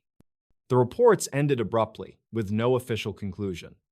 But at the bottom of the folder, someone had scrawled a note on the back of an evidence tag. It read, "Do not reopen. Some truths are not meant to be known." As the storm raged outside the courthouse, the clerk flipped through more files. She found witness accounts of lights in the sky above remote farmland, photographs of symbols carved into trees deep in Appalachian woods, coroner's reports from bodies found miles away from where they had disappeared, untouched by animals, preserved as if time itself had stopped around them. Every story had been silenced. Reporters were warned off, families told to stop asking questions, and communities left to quietly heal without answers. Yet reading through the notes, it was clear the investigators themselves had been shaken, writing words like unexplainable, unnatural, and beyond comprehension. The last box was the heaviest. Inside were recordings, old cassette tapes from interviews. One tape had no label, only a scratch across its plastic surface. Curious, the clerk played it in an old machine she found in the office. The recording was faint, voices distorted, but she could make out the sound of someone breathing heavily, followed by a man whispering, "It's here with us." It never left. Then came a scream, high-pitched and sudden, before the tape cut off into static. She slammed the stop button, her hands trembling. The fluorescent lights above buzzed louder than before, or maybe it was just her own pulse in her ears. She wanted to leave, to run upstairs into the safety of the night watchman's presence, but part of her couldn't stop reading. She flipped through the last set of documents, which contained lists of names, all typed neatly in columns. At the bottom of each list was the same note: file closed, evidence destroyed. Except the evidence wasn't destroyed. It had been hidden down here, waiting to be found again. And as she stood in that basement, thunder rolling outside and rain lashing against the small windows, she realized something that chilled her to her core. Some of the most recent files weren't old at all. They were dated within the last decade, and the names on the missing persons lists included people she recognized, neighbors, coworkers, even a distant cousin whose disappearance had never been explained. Her breath caught as she noticed a fresh folder sitting at the top of one pile. The paper still crisp, the ink dark. On the cover was her own town's name. She hesitated, then slowly opened it. Inside was a sheet of paper with a heading she had seen too many times that night. It read, "Unimaginable crimes. Status, buried." The room felt colder, the shadows seemed to stretch longer. She shut the folder, shoved it back into the box, and stumbled toward the stairwell. But as she reached for the light switch, she froze. The basement door above her was closed. She hadn't heard it shut. And from the far corner of the basement, where the shelves disappeared into darkness, came the faint sound of children laughing. She ran, heart pounding, refusing to look back, refusing to listen. The boxes remained where they had been, buried in forgotten files, their secrets intact. Yet those who had read them could never truly walk away. Because once you opened the door to those crimes, once you saw what the world had tried to erase, you understood the terrible truth. Some crimes are too dark to be solved, some horrors are never meant to see daylight, and some files are buried not because they were forgotten, but because remembering them would destroy everything we believe about safety, about justice, about reality itself. The mystery that drove detectives insane. It began on a gray October morning when the quiet town of Ashford, nestled deep in the hills of Pennsylvania, awoke to the kind of silence that feels unnatural, the kind of silence that makes you feel as though the world is holding its breath.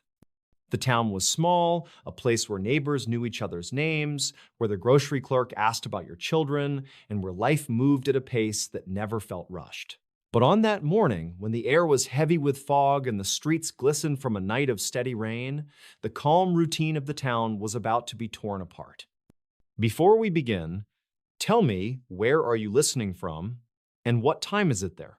At exactly 7:42 a.m.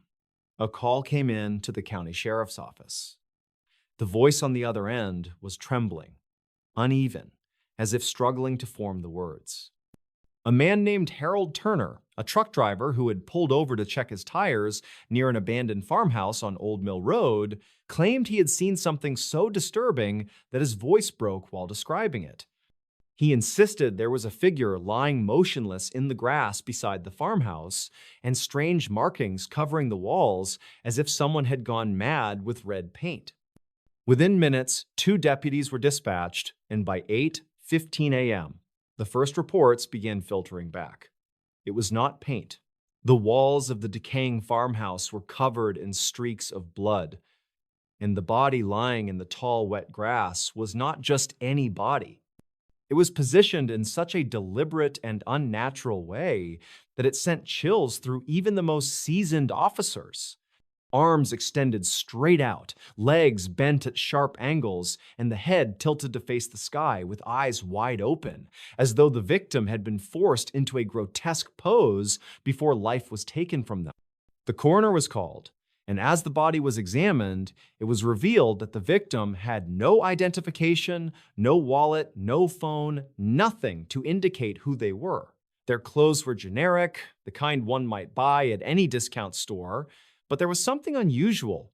Sewn into the lining of the jacket was a small piece of parchment, brittle and yellowed with age, on which strange symbols were scrawled in dark ink. No one at the scene could decipher it. By late morning, detectives from the county's investigative unit arrived. Among them was Detective Marshall, a man with 20 years on the force, known for his calm under pressure, and Detective Reeves, younger but sharp, with a reputation for connecting dots that others overlooked. As they stepped inside the farmhouse, both men felt something shift in their stomachs. The air was thick, damp, and filled with the sour smell of rot. The wooden floors creaked as though groaning under an unseen weight, and the blood smeared across the walls seemed to form patterns rather than random splatters. Reeves muttered under his breath, pointing at the largest smear on the far wall. It was not just blood, but a circle, crudely drawn, with jagged lines cutting through it like rays. Around it were smaller markings, symbols that matched the parchment hidden in the victim's coat. No fingerprints, no footprints, no signs of forced entry. Whoever had done this had moved with precision, leaving behind something that felt more like a message than a crime scene. Word of the discovery spread quickly, and soon the small town was drowning in rumor. Some whispered about cult activity, others about a drifter passing through, and some insisted it was something darker, something that could not be explained by rational means. The local newspaper printed a front-page story calling it "The Ritual on Old Mill Road," and overnight, fear rooted itself in the town's heart. The investigation deepened. The victim's fingerprints were run through every available database, but there was no match. Dental records revealed nothing. It was as though the person had never officially existed. And then, just as detectives were grappling with this void of information, another discovery was made. Exactly 1 week after the farmhouse incident, at the same time in the morning, another body appeared. This time on the steps of the old courthouse downtown, a place long abandoned and condemned, its windows shattered and its halls crawling with vines. Once again, the body was arranged in a twisted pose with a parchment hidden in the clothing. The symbols matched. The blood painted across the courthouse doors formed another strange pattern, different from the first, but equally deliberate. Detectives Marshall and Reeves felt the weight of something that was no longer a simple crime. These were not random murders, not crimes of passion or opportunity. Someone was leaving behind a trail, constructing something larger than any of them could comprehend. The two men pored over the parchments late into the night, spreading them across the desk under dim fluorescent lights. They called in experts from nearby universities, linguists, historians, even cryptographers. Each one studied the markings, and each one came back with the same unsettling response.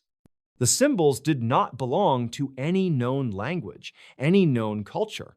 They seemed invented, yet carried a strange logic of their own, as though designed to communicate something beyond human understanding. As the weeks passed, the murders continued. Every 7 days, like clockwork, another body appeared in another forgotten place around the county. An abandoned church, a railway tunnel, a shuttered motel on the edge of town. Always the same patterns, always the same symbols, always the same absence of identity in the victims, and always the same growing sense of dread among the investigators. Detective Marshall, who had once prided himself on rationality, began to lose sleep. He confessed to Reeves that he heard whispers at night, voices that seemed to come from nowhere, repeating words he could not understand. Reeves, though skeptical, admitted that he too felt a constant pressure, a sense of being watched when alone. Their colleagues noticed their decline. What had begun as a case had become an obsession, one that clawed at their sanity with every passing day. The media attention swelled, with reporters descending on Ashford, painting it as a town cursed, a place gripped by an unseen terror. Residents began locking their doors before sundown, avoiding the streets after dark. Churches filled with people desperate for comfort, while others fled the town entirely. Businesses closed, leaving storefronts empty. The once quiet community had been hollowed out, consumed by fear. Then came the night that finally broke the detectives. It was bitterly cold, with frost coating the ground like glass. A call came in at 3:17 a.m., reporting movement at the abandoned railway tunnel where one of the bodies had been found. Marshall and Reeves rushed to the scene, flashlights cutting through the icy darkness. As they stepped inside the tunnel, their beams illuminated something that stopped them cold. The walls were no longer streaked with old graffiti, but covered in fresh blood, thick and wet, spelling out words they could almost read. As they moved deeper, the symbols began to shift, curving into forms that resembled letters, as though the unknown language had begun merging with English. And at the far end of the tunnel, sitting upright against the wall, was a figure they recognized. It was Harold Turner, the truck driver who had first called in the farmhouse discovery. His eyes were open, his expression frozen in terror, his hands clutching another parchment. On it, scrawled in shaky handwriting that was unmistakably human this time, were the words, "They are coming and you cannot stop them." The sound that followed was one Marshall would never forget. A low hum vibrating through the steel of the tunnel, so deep it rattled their bones. Reeves dropped his flashlight, and in that moment of darkness, something moved. Not footsteps, not the shifting of a person, but a ripple, as though the air itself was alive. When they scrambled back toward the entrance, both men swore they saw shadows that did not belong to them, stretching unnaturally along the walls, reaching out like hands. In the weeks that followed, the case unraveled. Reports were filed, but the words within them made no sense. Evidence vanished from storage, parchments crumbled to dust as though they had never existed. The higher authorities dismissed it all as hysteria, A town caught in the grip of collective fear, detectives who had worked themselves to exhaustion and lost their grip on reality. Marshall resigned not long after, retreating to a cabin in the woods where no one could reach him.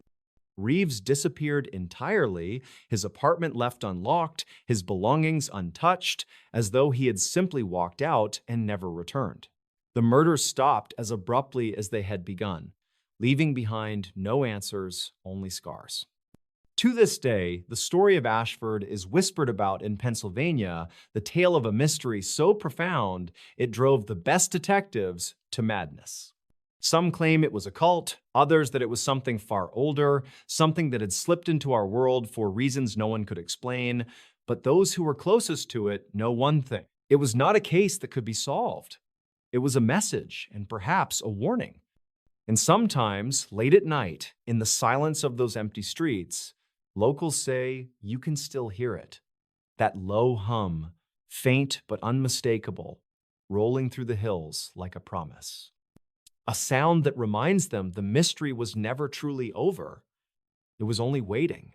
Unsolved crimes hidden in plain sight.t. The night was colder than usual when the first reports came in.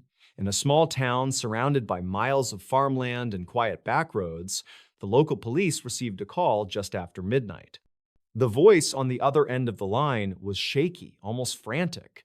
A man had been seen standing under a flickering streetlight on Ashwood Lane, not moving, not speaking, just staring. The caller thought he was drunk at first, but then realized something was deeply wrong. The figure wasn't swaying or shivering in the chill. He was perfectly still, like a statue, his face lost in the shadows. When officers finally arrived, minutes later, the man was gone, leaving only a pair of muddy footprints pressed into the damp pavement. Before we begin, tell me, where are you listening from, and what time is it there? At the time, it didn't seem like much, just another strange incident in a town that rarely made headlines. But within weeks, more calls followed. A woman driving home late saw a figure crouched near the old railway bridge, holding what looked like a torn piece of clothing. When she slowed down to look closer, the figure stepped back into the darkness, vanishing almost instantly. She swore she had seen blood on his hands. Others began reporting bizarre encounters, fleeting glimpses of someone standing in places no one should be at those hours.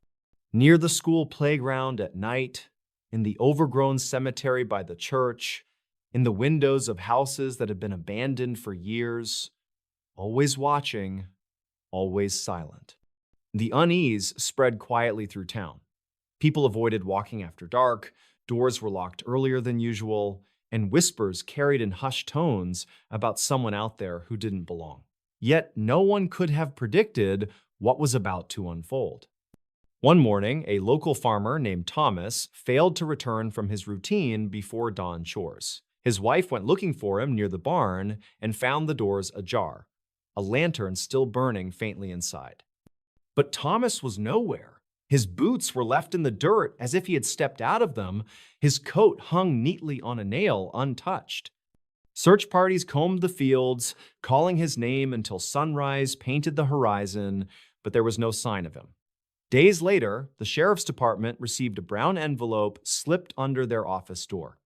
Inside was a photograph, grainy and dark.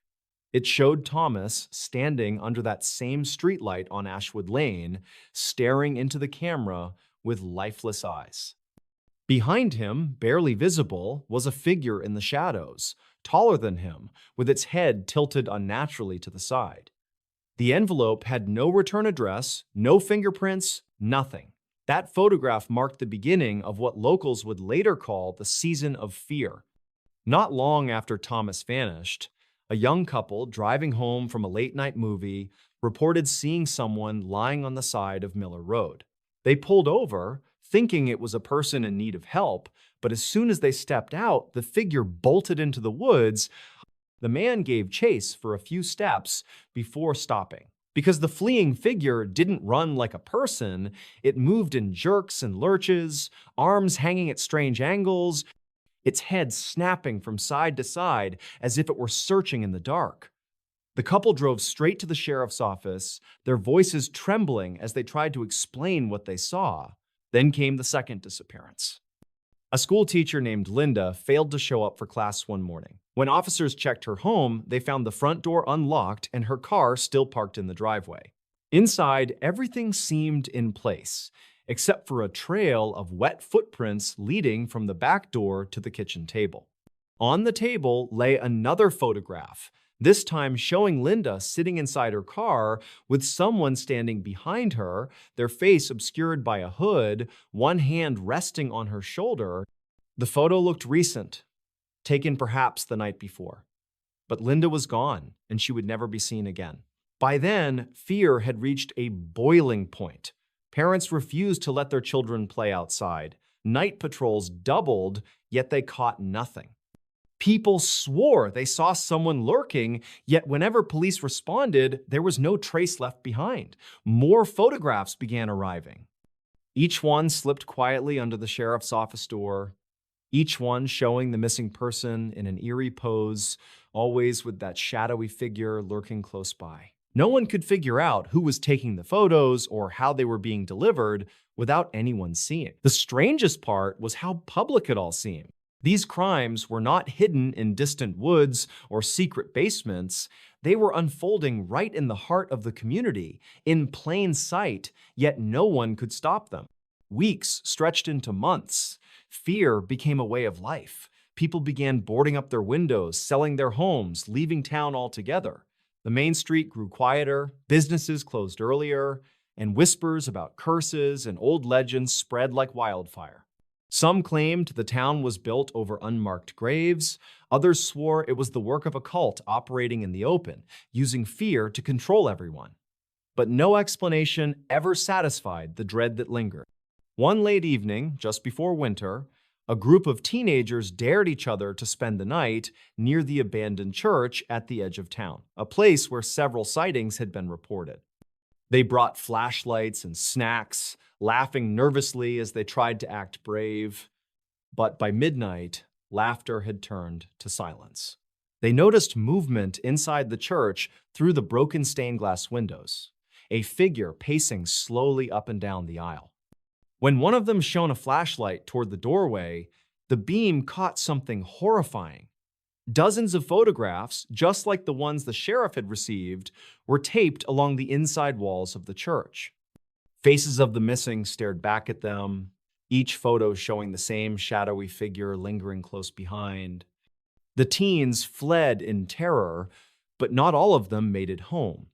By morning, one of them was missing, leaving only his flashlight at the church's entrance, still glowing weakly against the cold stone steps. Another envelope appeared at the sheriff's office the following day. Inside was a photo of the boy standing in the church doorway. Behind him, the same towering shadow, head tilted to the side, staring into the camera. The sheriff, exhausted and overwhelmed, admitted he could no longer protect the town. Investigators from the outside came in, studied the photographs, interviewed witnesses, searched every corner. Yet nothing ever tied together. No fingerprints, no signs of forced entry, no fibers or DNA. The figure that everyone saw always remained just out of reach, always disappearing the moment you tried to focus on it. In time, the disappearances slowed, but the fear never left. The town became hollow, many families abandoning their homes. The church was sealed, the roads grew empty, and even now, those who live nearby refuse to speak of what happened. They say if you drive down Ashwood Lane late at night, you might see someone standing perfectly still under the streetlight, staring without blinking, waiting. And if you stop to look too long, you might find an envelope on your doorstep the very next morning holding a photograph of yourself with that same figure standing right behind you.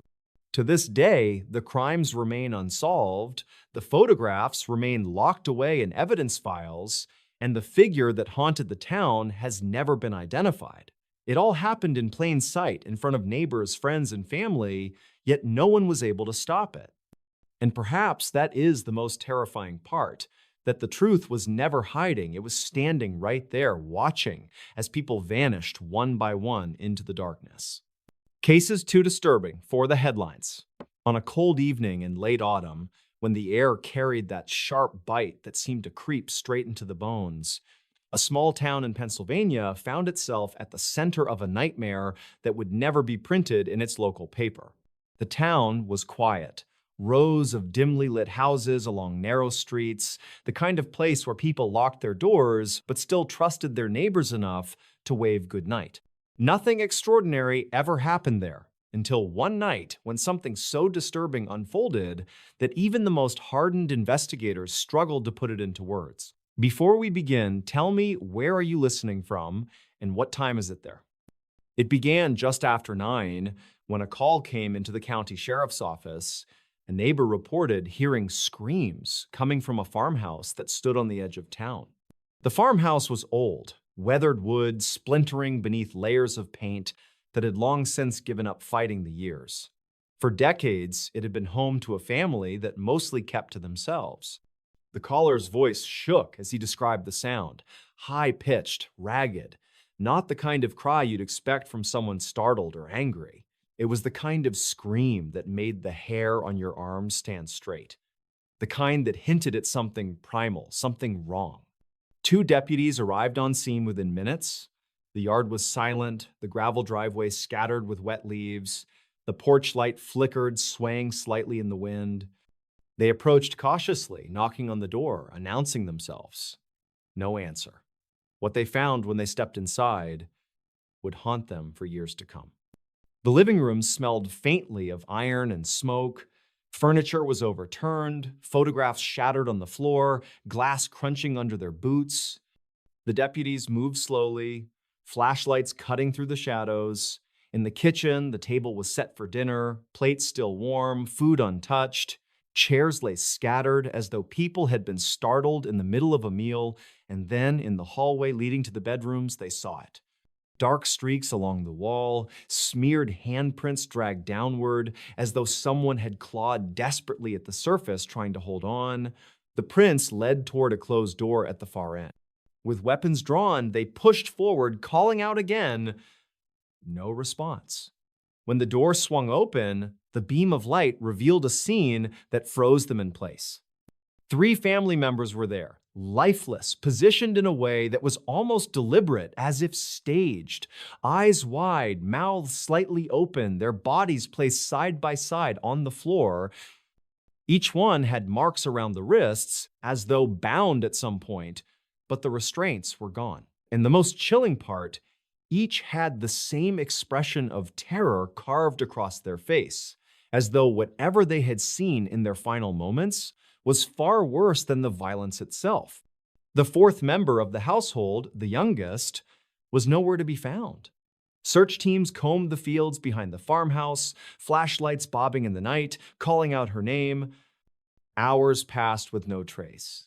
The woods felt oppressive, the air unnaturally still, broken only by the crunch of leaves beneath heavy boots. When dawn broke, investigators found a trail leading deeper into the trees, small footprints pressed into the damp earth, ending abruptly at a creek that wound its way through the forest. There, half buried in mud, was a single shoe. The child was never seen again. News outlets picked up whispers of the case, but details were scarce. The sheriff's office refused to release photographs, citing their disturbing nature. Local reporters who pressed too hard were warned off, told that some things were better left unsaid. The official story spoke only of a tragic incident. No specifics, no follow-up. To this day, the files remain sealed, stored in a cabinet deep within the county courthouse basement, marked with a single word across the folder: withheld. But that was only one case. Years later, hundreds of miles away, in a small town in Kentucky, another story unfolded that shared the same unnerving silence in its aftermath. It was late summer when a young couple driving home along a rural highway spotted something unusual. Just past midnight, headlights caught the figure of a man standing in the middle of the road. He didn't move, didn't flinch at the blaring horn. The couple swerved, heart pounding, pulling to the shoulder. When they looked back, the man was gone. Shaken, they continued on, only to find a pickup truck parked half a mile ahead, engine still running, driver's door wide open. The radio played softly inside. static breaking through faint country music. A wallet sat on the dashboard, filled with cash and identification. But the driver was nowhere in sight. Deputies searched the area until sunrise. In the nearby field, they found strange patterns carved into the grass, wide circles pressed flat, as if something massive had landed there.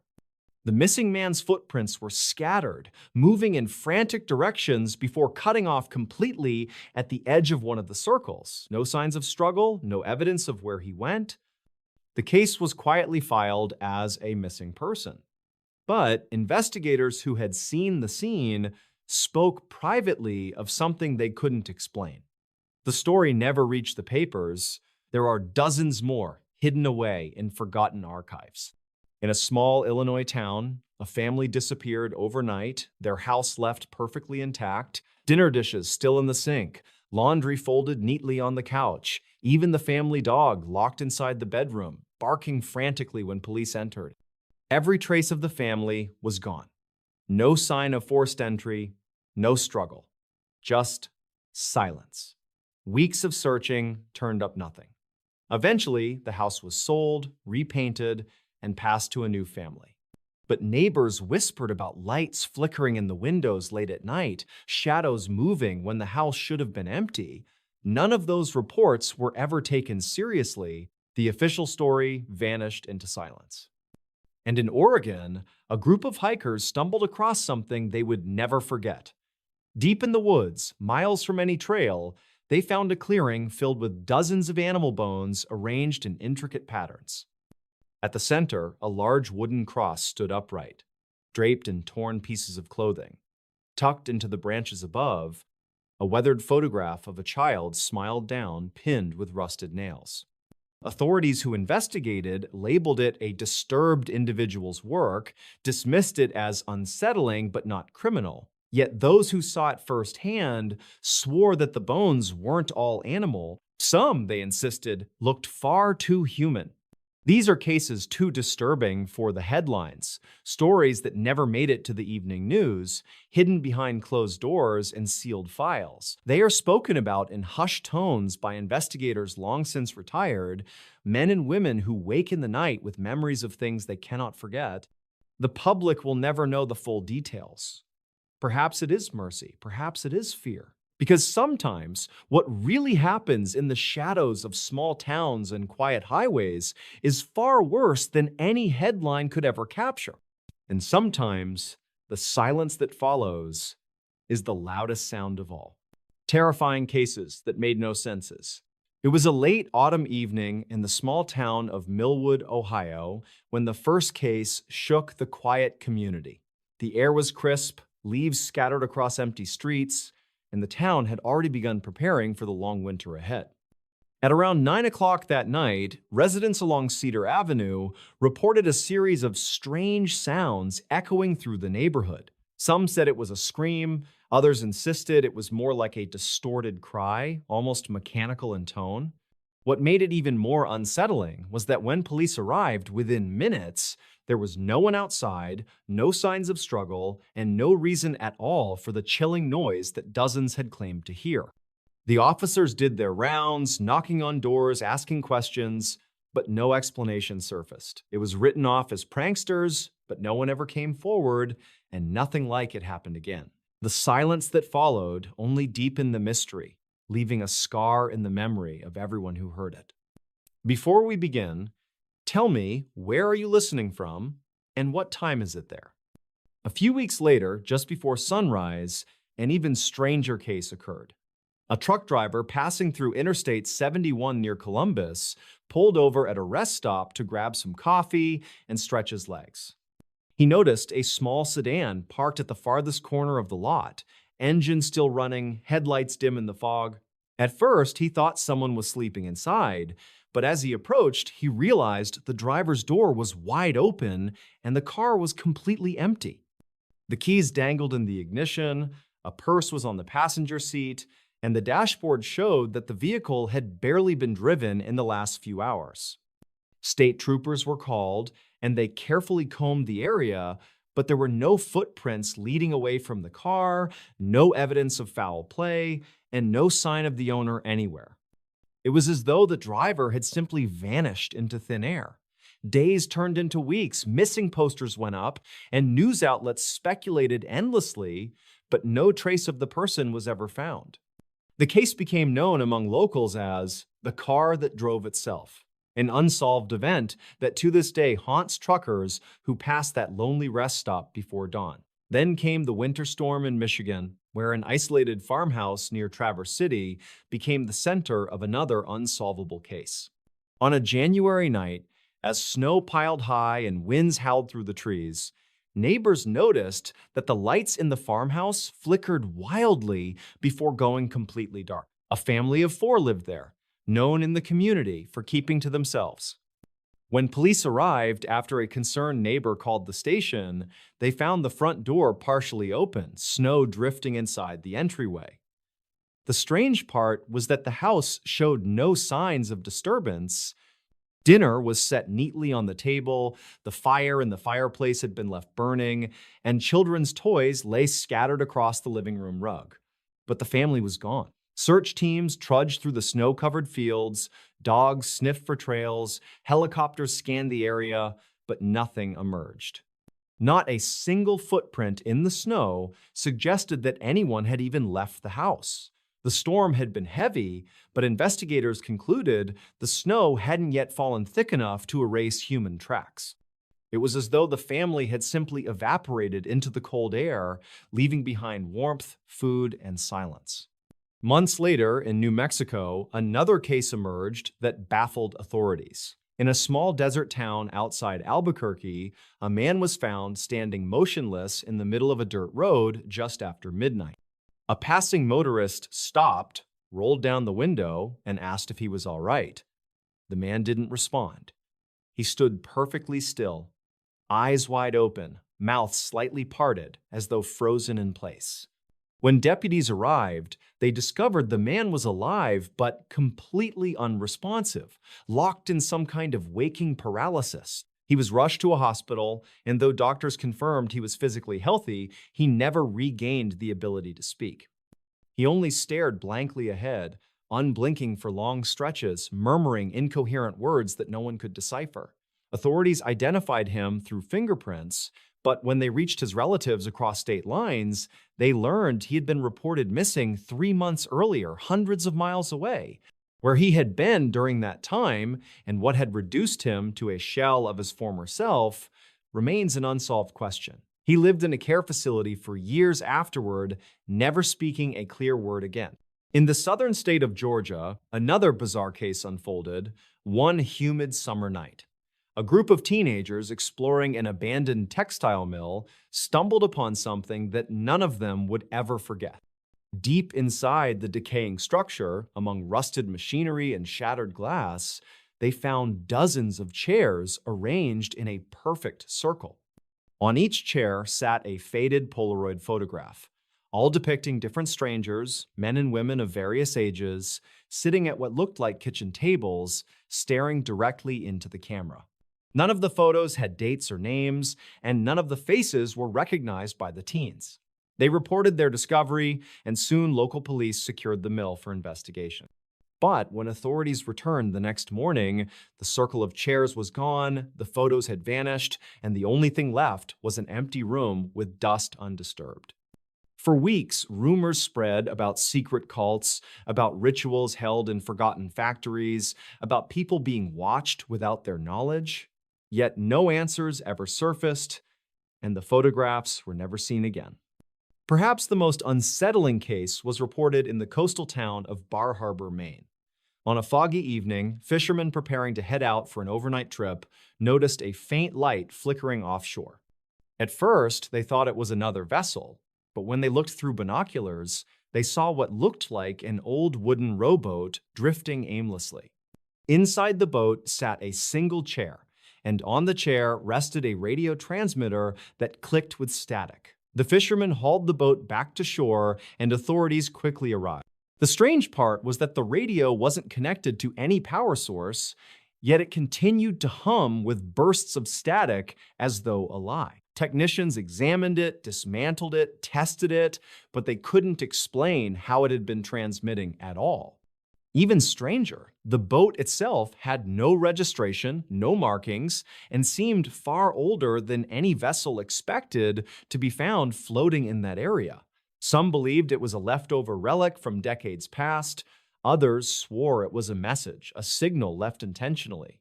But the mystery of where the boat had come from and why that transmitter had been placed so deliberately inside was never solved. Each of these cases carried with it a silence that lingered in the towns and cities where they occurred. People whispered about them at diners, shared theories in hushed tones in bars, and warned each other to stay cautious during late-night drives. What tied them all together was the utter absence of logic, the void of explanation that made investigators feel as though they were chasing shadows. They wrote reports, filed documents, archived evidence, yet every piece only led to more questions. For some, it was a reminder that the world holds secrets too dark and strange to ever be understood. For others, it was a chilling warning that sometimes people, families, and entire lives can disappear without reason, leaving behind only fragments of stories that will never be whole again. And so the cases sit, buried in old police files and whispered in local legends. A scream that came from nowhere in a quiet Ohio town. A car abandoned on the side of a highway with its driver missing forever. A family that vanished from their dinner table in the middle of a snowstorm.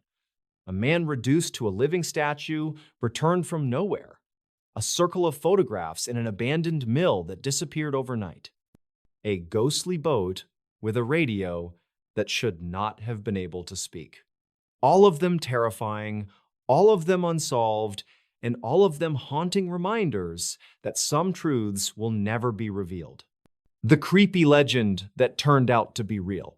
There are places in America that carry a darkness with them, a weight that people feel the moment they step foot near them.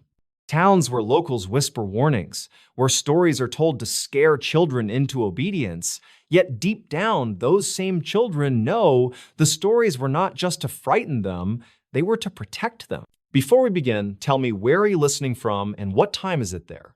On the edge of a quiet town in Pennsylvania stood an abandoned farmhouse that no one dared approach after sunset.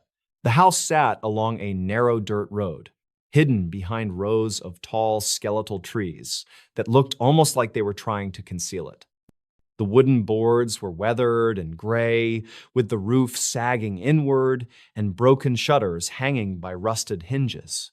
To anyone passing by, it was just another decaying building in the countryside, but for the people who lived nearby, it was known as the house that should never be entered. The legend had been whispered for decades. People spoke of screams that carried through the woods at night, of lantern lights flickering in the upper windows, even though the place had no electricity. Travelers claimed to see a figure standing motionless at the end of the road, a silhouette with no face, before it suddenly vanished.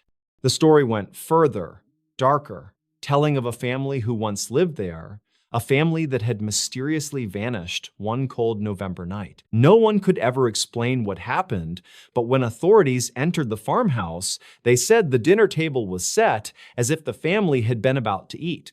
The food was untouched, and the chairs were neatly tucked in. It was as though the people had simply stood up, walked out into the woods, and never returned. For years, nobody dared to touch the property. Nature reclaimed the land, vines crept up the siding, and the windows were clouded with grime. But the legend lived on. High school students dared each other to walk up the road on Halloween, and some swore they heard footsteps following them even when no one was behind them. Others spoke of whispers drifting through the night air, soft and urgent, urging them to turn back before it was too late. It was late October when three friends from town decided they were going to prove the stories were nothing more than exaggerated tales. The evening had turned colder than expected, and the wind carried with it the smell of damp leaves and distant wood smoke. The group parked their car along the edge of the old road and began walking toward the house with only their flashlights cutting through the darkness. The air was heavy, unnervingly quiet, as if the entire forest was listening. When the farmhouse came into view, one of them muttered that it felt wrong to be there. The others laughed nervously, insisting it was just an old house, nothing more. But as they drew closer, the temperature dropped sharply and their breath came out in white clouds. They noticed that the front door was slightly ajar, creaking gently with each gust of wind. Inside, the air smelled of mildew and rot. Their footsteps echoed on the warped floorboards as dust swirled in the beam of their flashlights. Faded wallpaper peeled from the walls, and in the kitchen, the old dining table still stood, covered in a thick layer of dust. Plates and silverware were still neatly arranged, as if waiting for a meal that never came. One of the friends reached out and touched the back of a chair, only to pull his hand back quickly. The wood felt strangely warm, as though someone had just been sitting there. They laughed nervously again, trying to convince themselves it was just their imagination, but unease had already set in. In the silence, they thought they heard something upstairs. A slow, deliberate creak, like a footstep on the old boards above them. They froze, holding their breath, staring at one another with wide eyes. One whispered that it was probably just the house settling, but deep down, none of them believed that. Against their better judgment, they climbed the staircase. The wooden steps groaned under their weight, and each movement felt like it echoed far too loudly. At the top of the stairs, a hallway stretched out before them, lined with doors that hung crooked on their frames. They pushed one open and found a bedroom. The bed still made, though the sheets were yellowed with age. A child's toy sat on the dresser, its once bright paint faded, and as one of them shined a light on it, the toy suddenly tipped over on its own. The sound of it hitting the wood made all of them jump back in fear. Another creak echoed from the far end of the hallway, and this time, it was unmistakable. Someone was walking. Slow, heavy steps, drawing closer. The air grew colder with every second. So cold, their fingers ached as they gripped their flashlights tighter. One of them whispered they should leave, but when they turned to head back, the staircase was no longer visible. The hallway seemed longer than before, stretched into darkness that hadn't been there moments earlier. Panic set in. They began moving quickly, trying door after door, but each room looked the same. A bed, a dresser, peeling wallpaper. It was as if the house was rearranging itself around them, refusing to let them out. Then came the sound that made their blood run cold. A voice. Not loud, not clear, but a soft whisper, calling their names. The voice was distorted, almost gurgling like it came from underwater. And it wasn't just one voice, but several, overlapping, whispering in unison. Their flashlights flickered, plunging them into brief pockets of darkness. In those moments, they swore they saw shadows moving across the walls, figures just out of reach, taller than any human should be. One of them screamed, pointing at the end of the hall. Standing there was a figure, tall and thin, its face nothing more than a pale blur. It tilted its head unnaturally far to the side, and the whispers grew louder, rushing into their ears until they could barely think. They ran, bursting into room after room, trying desperately to find the staircase again, but the layout made no sense. Doors led to dead ends, and windows that should have opened to the outside revealed only more darkness, like an endless void pressing against the glass. Then, without warning, they found themselves back in the kitchen. The table stood there, just as before, but this time the plates were no longer empty. Each one was filled with rotting, mold-covered food. The chairs were pulled out, as though someone had just been sitting there waiting for them to arrive. One of the friends collapsed in terror, sobbing uncontrollably, while the others pulled at the front door. At first, it wouldn't budge, as if the house itself was holding it shut. Then, with a violent crack, it burst open, and they stumbled out into the freezing night air. They didn't stop running until they reached their car, hearts pounding, lungs burning, unable to shake the feeling that something was still following them. When they finally made it back to town, they were pale and trembling, barely able to explain what had happened. They swore they would never return, and in the days that followed, each of them suffered strange disturbances. Footsteps in their homes at night, whispers in their ears when no one was there, and dreams of the faceless figure watching them from the shadow. Years later, people still avoid the farmhouse. The story of those three friends only added to the legend, fueling the warnings that locals passed down. Some say the house is a trap, built not to shelter a family, but to lure the living inside and keep them there forever. Others claim the family that vanished never truly left, that their restless spirits still wander the halls, whispering for company in the endless dark. What makes the legend truly terrifying is that it has never faded. New reports surface every so often. A hiker who got too close to the road swore he saw a lantern light flickering in the upstairs window. A driver passing by late at night claimed a figure stepped into the road and then disappeared into thin air. Some say if you stand outside the farmhouse at midnight, you can hear the sound of chairs scraping across the wooden floor, and if you don't leave immediately, you'll never walk out again. The farmhouse still stands, decaying but undefeated, as if time itself refuses to touch it. And the legend remains alive, not just a tale to scare children, but a reminder that some places carry with them a darkness that cannot be explained. A darkness that does not let go. The creepy legend turned out to be real, and anyone who doubts it only needs to step onto that lonely dirt road at night. If they listen closely, they'll hear the whispers waiting for them, calling them by name, ready to welcome them into the house that never lets go. What they found in the abandoned car. It was a late afternoon in the middle of October when the wind carried that uneasy chill that always seems to come before nightfall. The highway was unusually quiet, with only the occasional truck roaring past and leaving behind the echo of its engine. Just off a stretch of road in rural Ohio, a highway patrol officer noticed something that didn't belong. Parked at the edge of the tree line, partially hidden by weeds and brush, was an old beat-up sedan.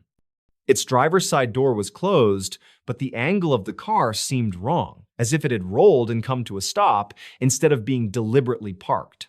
Before we begin, tell me where are you listening from and what time is it there? At first glance, it looked like just another abandoned vehicle. That stretch of highway had seen plenty of them cars left behind after accidents, stolen vehicles dumped and forgotten, or simply broken down machines waiting for a tow. But there was something unsettling about this one.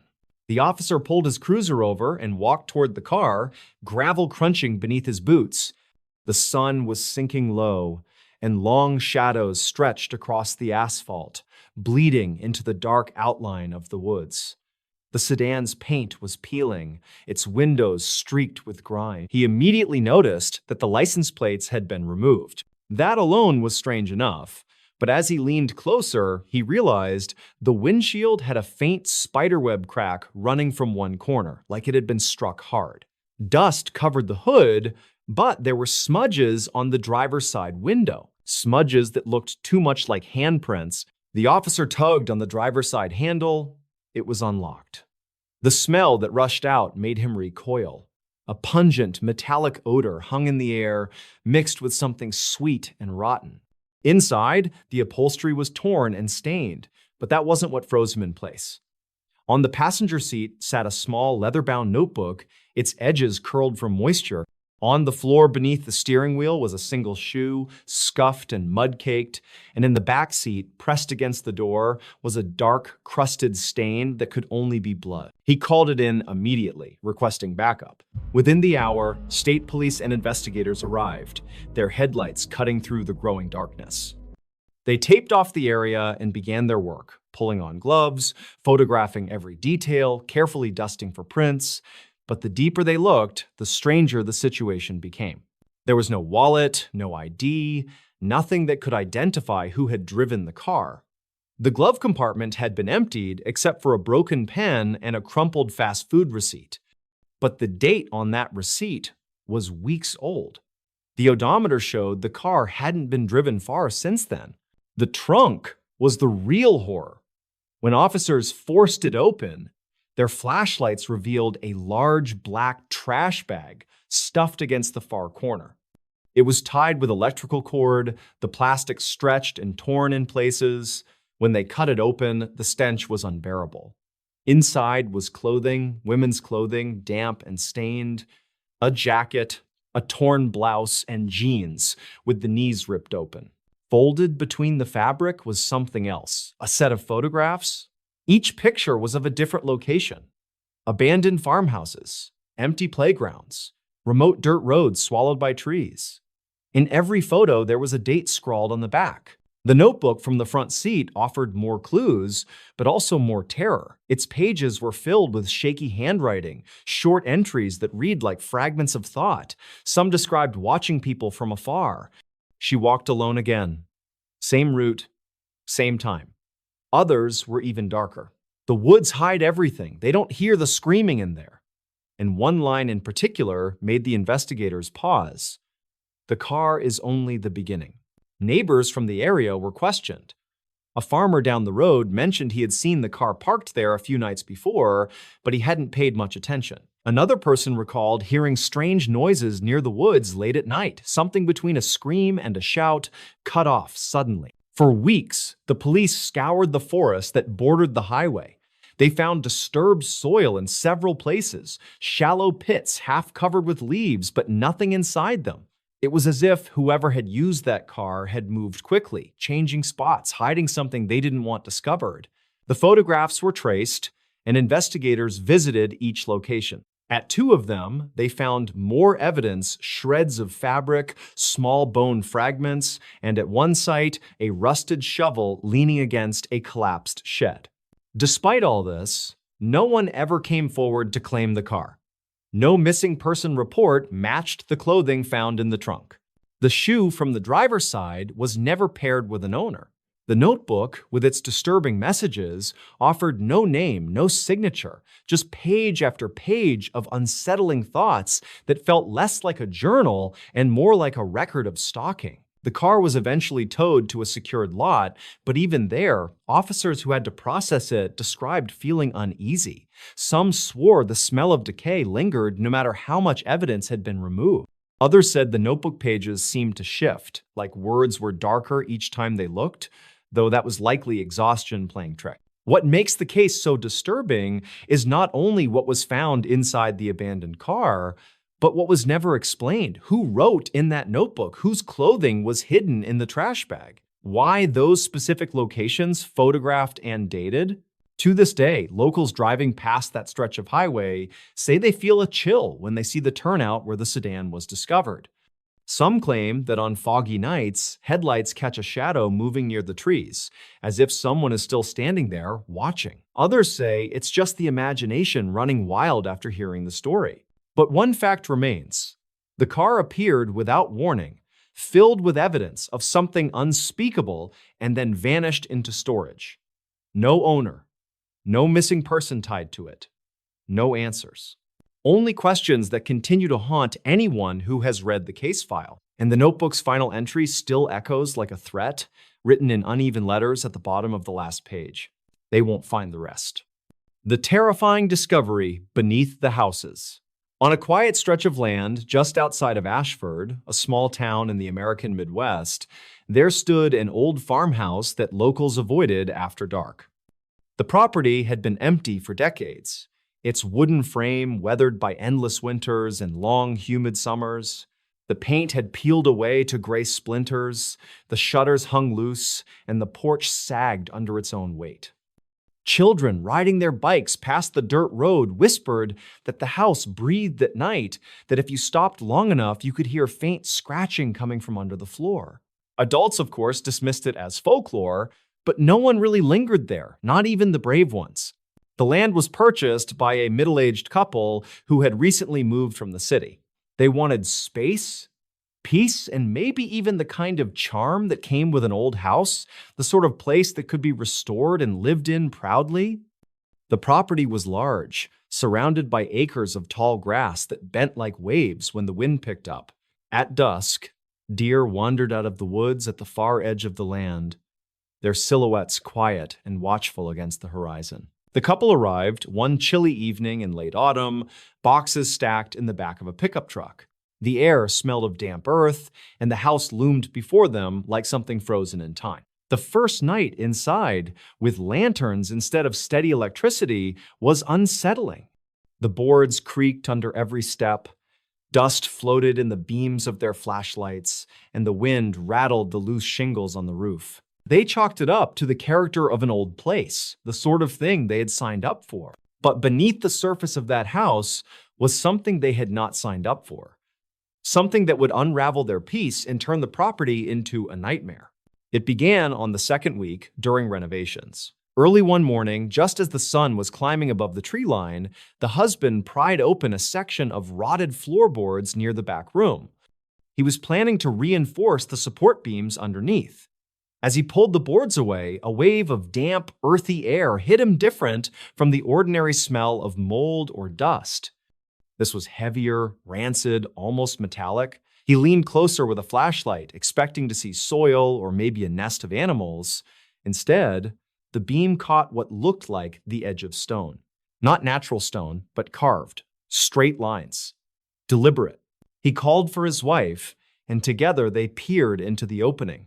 The gap was narrow, but it revealed a dark space beneath the house, deeper than a crawl space. The stone appeared to be part of a wall, a structure hidden underground. Curiosity outweighed fear, and by late afternoon, they had widened the hole enough to descend with a ladder. The air grew colder as they went down, their breaths visible in the light. The small chamber beneath the house was made of old brick, its ceiling low enough to force them to crouch. It didn't feel like a basement, more like a hidden cellar. The bricks were stained dark, and faint markings were etched along the walls. Some looked like crude symbols, others like scratch marks made by desperate hands. In the far corner of the chamber sat a wooden chest, its lid swollen with age. The husband hesitated, but the wife urged him to open it. When the lid groaned upward, the smell of decay flooded the room. Inside were bundles of fabric, blackened and brittle with age. At first, they thought it was clothing, until the wife noticed what was wrapped inside the folds. Small bones, stacked carefully, arranged as if someone had placed them with intention. They recoiled in shock. These were not animal remains, they were unmistakably human. The couple scrambled back to the ladder, their flashlights shaking in their hands, the air pressing heavy on their chests. Once outside, they sat on the porch in silence, staring at the tree line as the sky dimmed into twilight. Neither wanted to be the first to admit what they had found. That night, the scratching began. At first, it was faint, like mice scuttling behind the walls. But as the hours dragged on, the sound grew sharper, more deliberate. Long drags across the wood, as though someone with broken nails was clawing upward from beneath the floor. Sleep was impossible. The wife swore she heard muffled cries beneath the house, not loud enough to be words, but rhythmic, pleading. The husband dismissed it as imagination, though his own hands trembled as he lit another lantern. Around 3 in the morning, every lantern in the house flickered at once, and the scratching stopped. The silence was worse than the sound. The following morning, the couple decided to contact the county sheriff. When deputies arrived, they descended into the cellar with masks and stronger lights. Hours passed, and when they resurfaced, their faces were pale. They confirmed the bones were human. Multiple sets. Children and adults alike. The chamber beneath the house was larger than it first appeared, extending into narrow tunnels. One of the deputies muttered that the structure looked older than the house itself, possibly older than the town. Word spread quickly, and soon the house drew attention from locals, journalists, and even historians.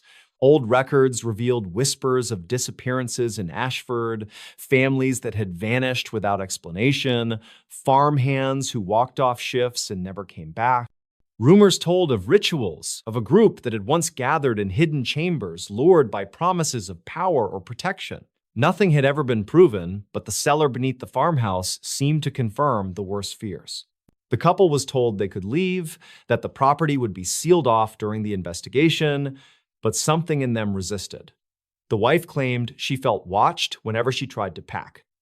The husband confessed he couldn't shake the feeling that if they left, whatever was beneath the house would follow. At night, the scratching returned. Sometimes it was beneath the floorboards, other times it echoed in the walls or from the attic above. One evening, as the sun bled red across the horizon, the wife heard a soft knocking from beneath the floor. Not frantic, not scratching, just 3 slow knocks, repeating. She froze, her skin crawling. When she whispered her husband's name, the knocks stopped. He rushed into the room, only to find fresh cracks spreading across the floorboards where the sound had come from. The sheriff's office continued to explore the tunnels, but progress was slow. Some passages collapsed without warning, others led into dead ends marked with strange carvings. The deeper they went, the colder the air became, until their lights barely penetrated the darkness. At one point, a deputy reported hearing footsteps behind him, though the others swore no one was there. Another deputy refused to return after claiming he heard a voice whisper his name. The couple's final night in the house came without warning. Around midnight, a storm rolled in, thunder shaking the old frame of the farmhouse. Rain hammered the windows, and the wind howled through the cracks. In the chaos, the wife screamed. Her husband rushed to her, only to see her standing in the living room pointing at the floor. The boards had begun to bow upward, as if something beneath them was pressing against the wood. The scratching was deafening now, joined by muffled cries, dozens of voices rising in agony. The boards split, dust and splinters flying, and through the cracks came the sight of pale, skeletal fingers reaching upward. The husband grabbed his wife, dragging her toward the door as the floor gave way behind them. Lanterns toppled, glass shattered, and the house filled with the stench of rot and earth. They ran into the storm, the rain soaking their clothes, their hearts pounding as they turned back to see the farmhouse shaking as though alive. Windows burst outward, the roof groaned, and the sound of those voices carried into the night, a wailing chorus of despair and rage. By dawn, when the storm had passed, the farmhouse stood silent. The couple never returned. Officials who came later found the house intact, but the floor in the back room was splintered and gaping. The chamber below had collapsed, burying whatever tunnels had existed. The chest was gone. To this day, locals say the farmhouse remains cursed. Hunters who pass by at night claim they see lantern light flickering in the windows, though the property has long been abandoned. Some swear they hear scratching when the wind is still. Others say if you press your ear to the ground near the back of the house, you can hear faint knocking, patient and deliberate, waiting for someone to answer. And in Ashford, no one dares to buy the property anymore. The land sits empty, the farmhouse sagging deeper into decay, its secrets sealed beneath the soil. But every so often, when the moon is high and the air is still, the town remembers what was found under that house. And they whisper of the terrifying discovery that was never fully explained, a reminder that some places are built on more than just earth and stone. Some are built on something far darker. When a town woke up to a nightmare, it began on a quiet Sunday morning in a small town tucked between rolling hills and winding country roads. The air was still, the sky pale gray, and a light mist clung to the edges of the fields. Most people were still asleep, their windows dark, their houses silent. But by the time the sun rose higher, no one in that town would ever feel safe again. The first sign that something was terribly wrong came at dawn. A mail carrier driving along the main street noticed that nearly every door to the shops and houses stood wide open. At first, he thought maybe there had been a block party the night before, or that people were airing out their homes in the cool morning breeze. But then he realized the silence was unnatural. There were no footsteps on the sidewalks, no voices, no cars passing by. It felt like he was driving through a set of abandoned buildings rather than the heart of a living town. He parked his truck in front of the diner, a place that usually had the smell of bacon and coffee drifting out the door at that hour. The door was ajar, swinging slightly on its hinges. Inside, plates of food sat untouched on tables, coffee still steaming in half-filled cups, chairs pushed back as if people had left in a hurry, but there was no one inside, not a single sound. By 7 in the morning, word spread quickly. Families waking up on the outskirts of town drove into the center, only to find the same thing, Stores unlocked, lights buzzing overhead, radios playing faint static, but no people.